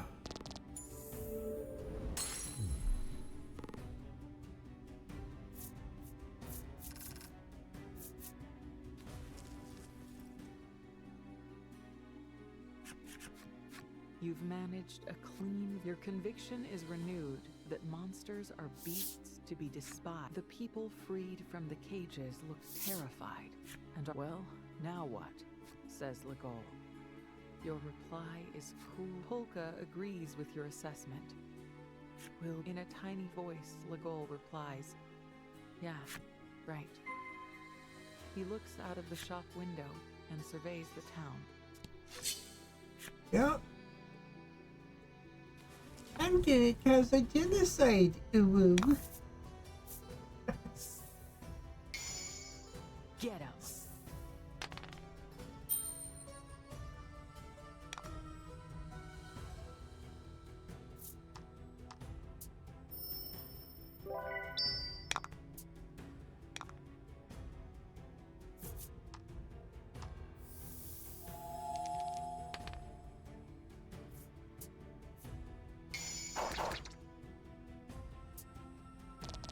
Sometimes you get lucky.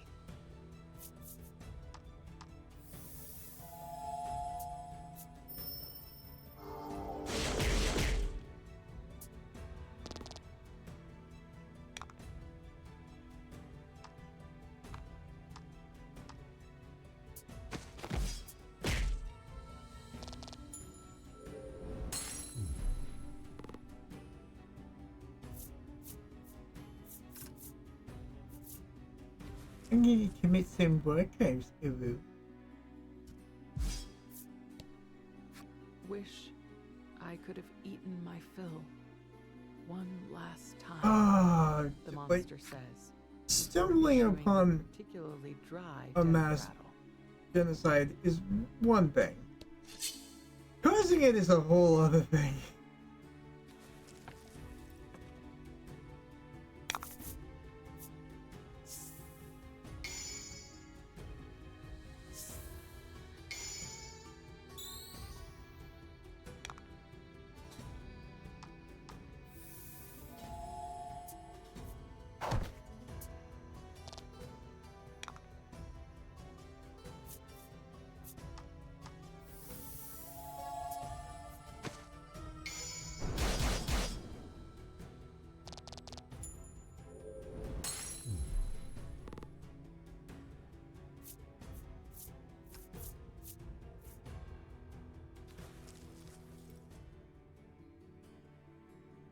I'm going to die without my revenge, the monster says, its final words oozing out before it passes on.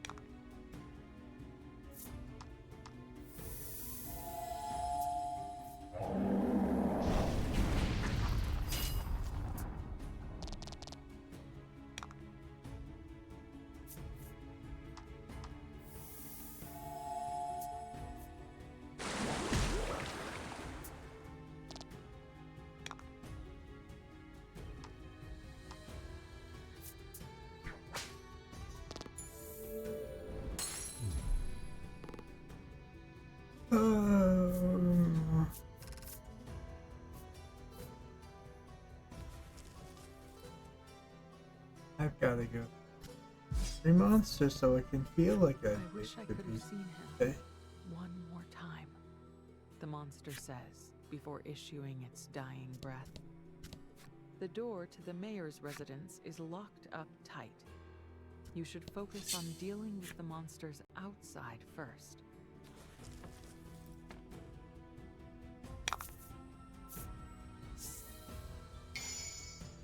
Battle time. This. Uh,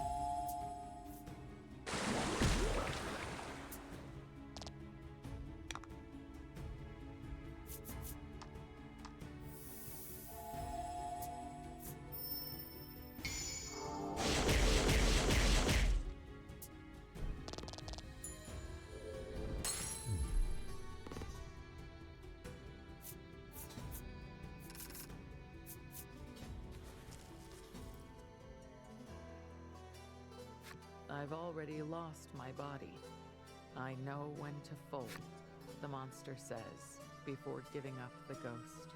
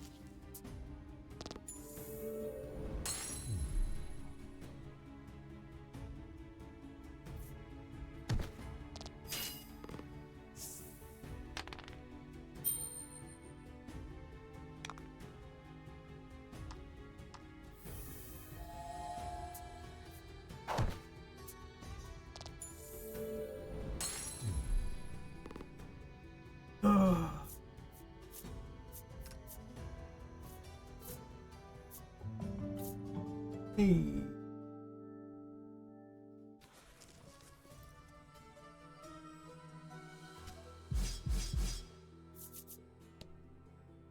We practiced so much, the monster says. They have hopped their last.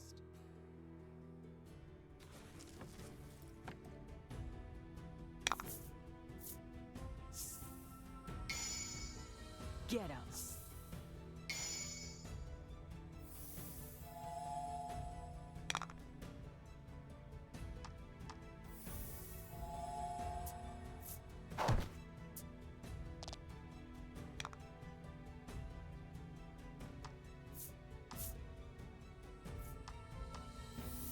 Fire.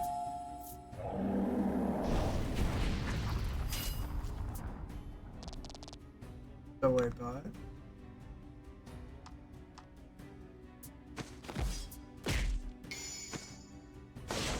Oh, yeah, just rub it in.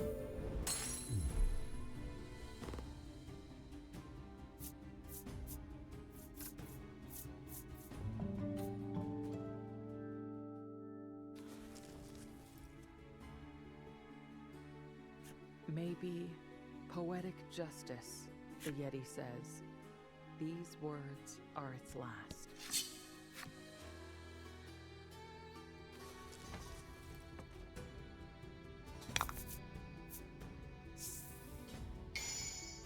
Battle time.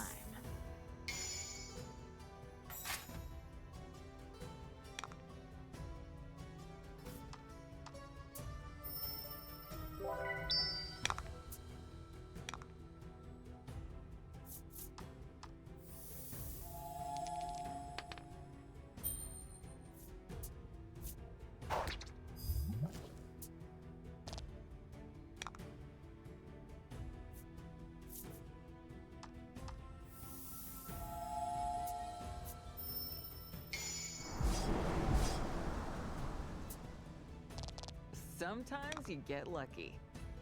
I wouldn't call wiping out the entire town lucky.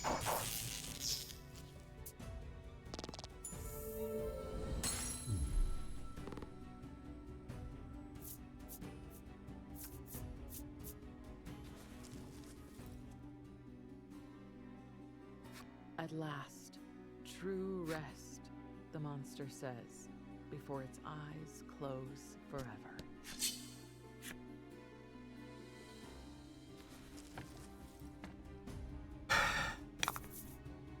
They weren't hurting anyone.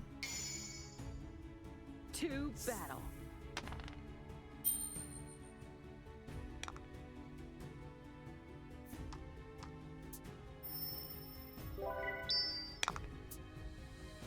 Just laugh like I did last time. But to be fair, it wouldn't have changed anything. Still have this.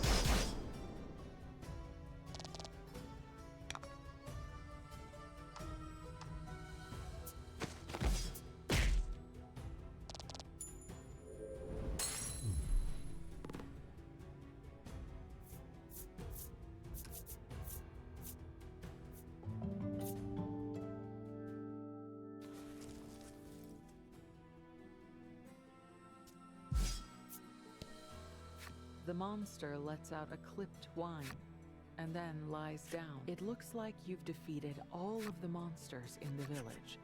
You decide that there's no longer any need to remain in monster form, and undo your A giant monster stomps up to your group. The monster's teeth gnash in fury. Seeing you and Legol has jogged something in its memory. Your eyes go wide hearing the creature's words. You remember that scar on its eye. It can't be. Never would you have imagined you'd run into this monster here. You grab your weapon and let out a guttural scream.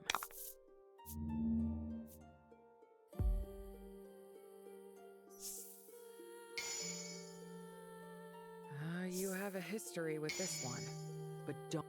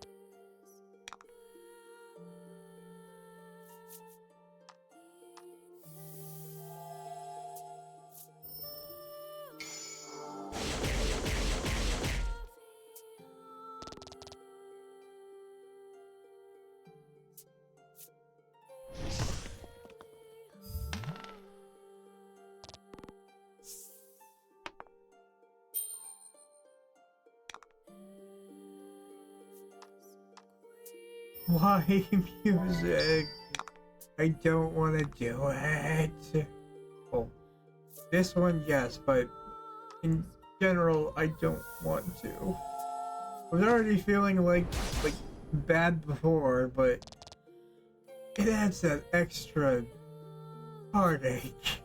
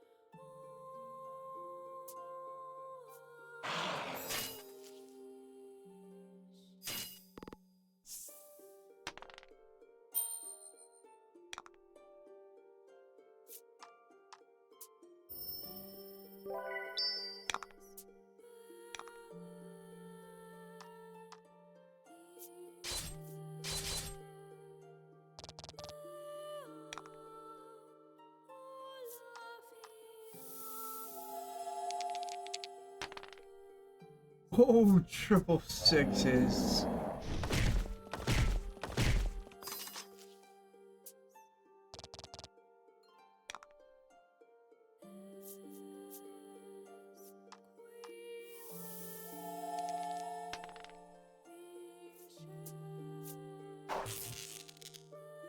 Oh, yeah.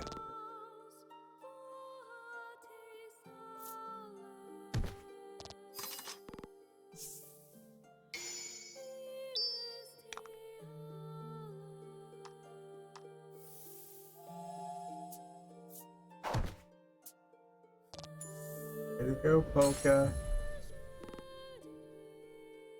Killbot got the kill.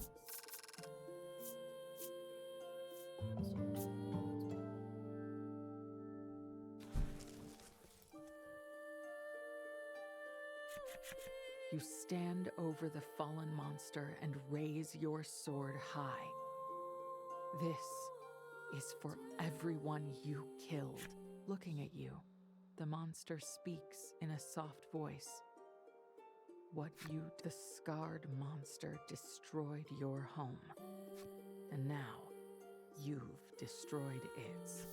Shut up, says Legol. He steps forward and thrusts his sword at the monster in your place. You shake your head and stop him. You know you have to do this yourself.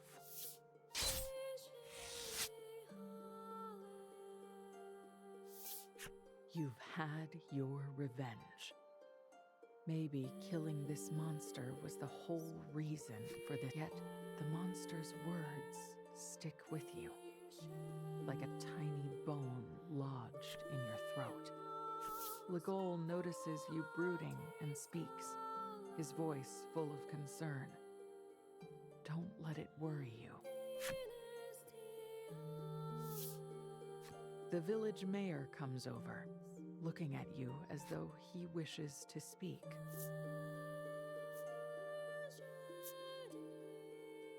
I've already listened to him, and he says, yeah, go ahead and kill me because you destroyed my life. So You brandish your weapon at the mayor, but he seems to have no desire. The mayor speaks in a quiet voice as he tells you how this town came to be. After finishing, the mayor hands you a key to his residence.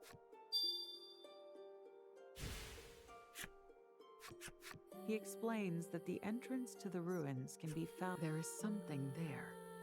He continues, now my duty is done. Will you kill me quickly?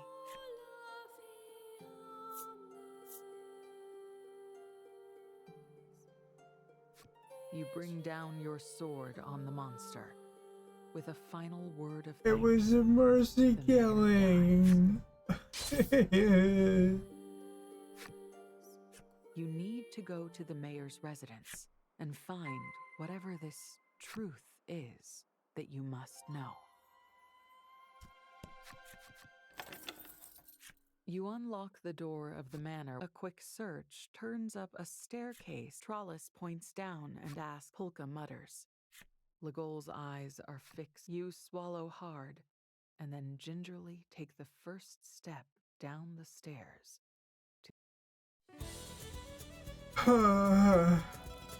Okay. Uh, I'm gonna call it here. I've had enough, uh, tragedy for one day. So, thank you all for coming.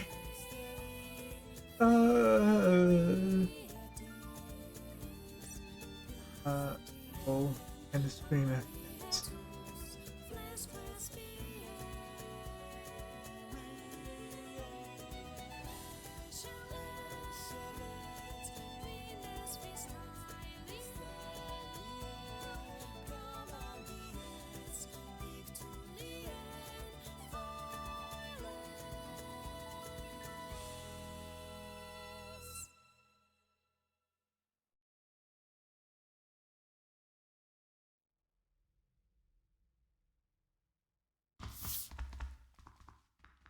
You make your way down. As you make your way through the dark, the words of the scarred monster come back to you.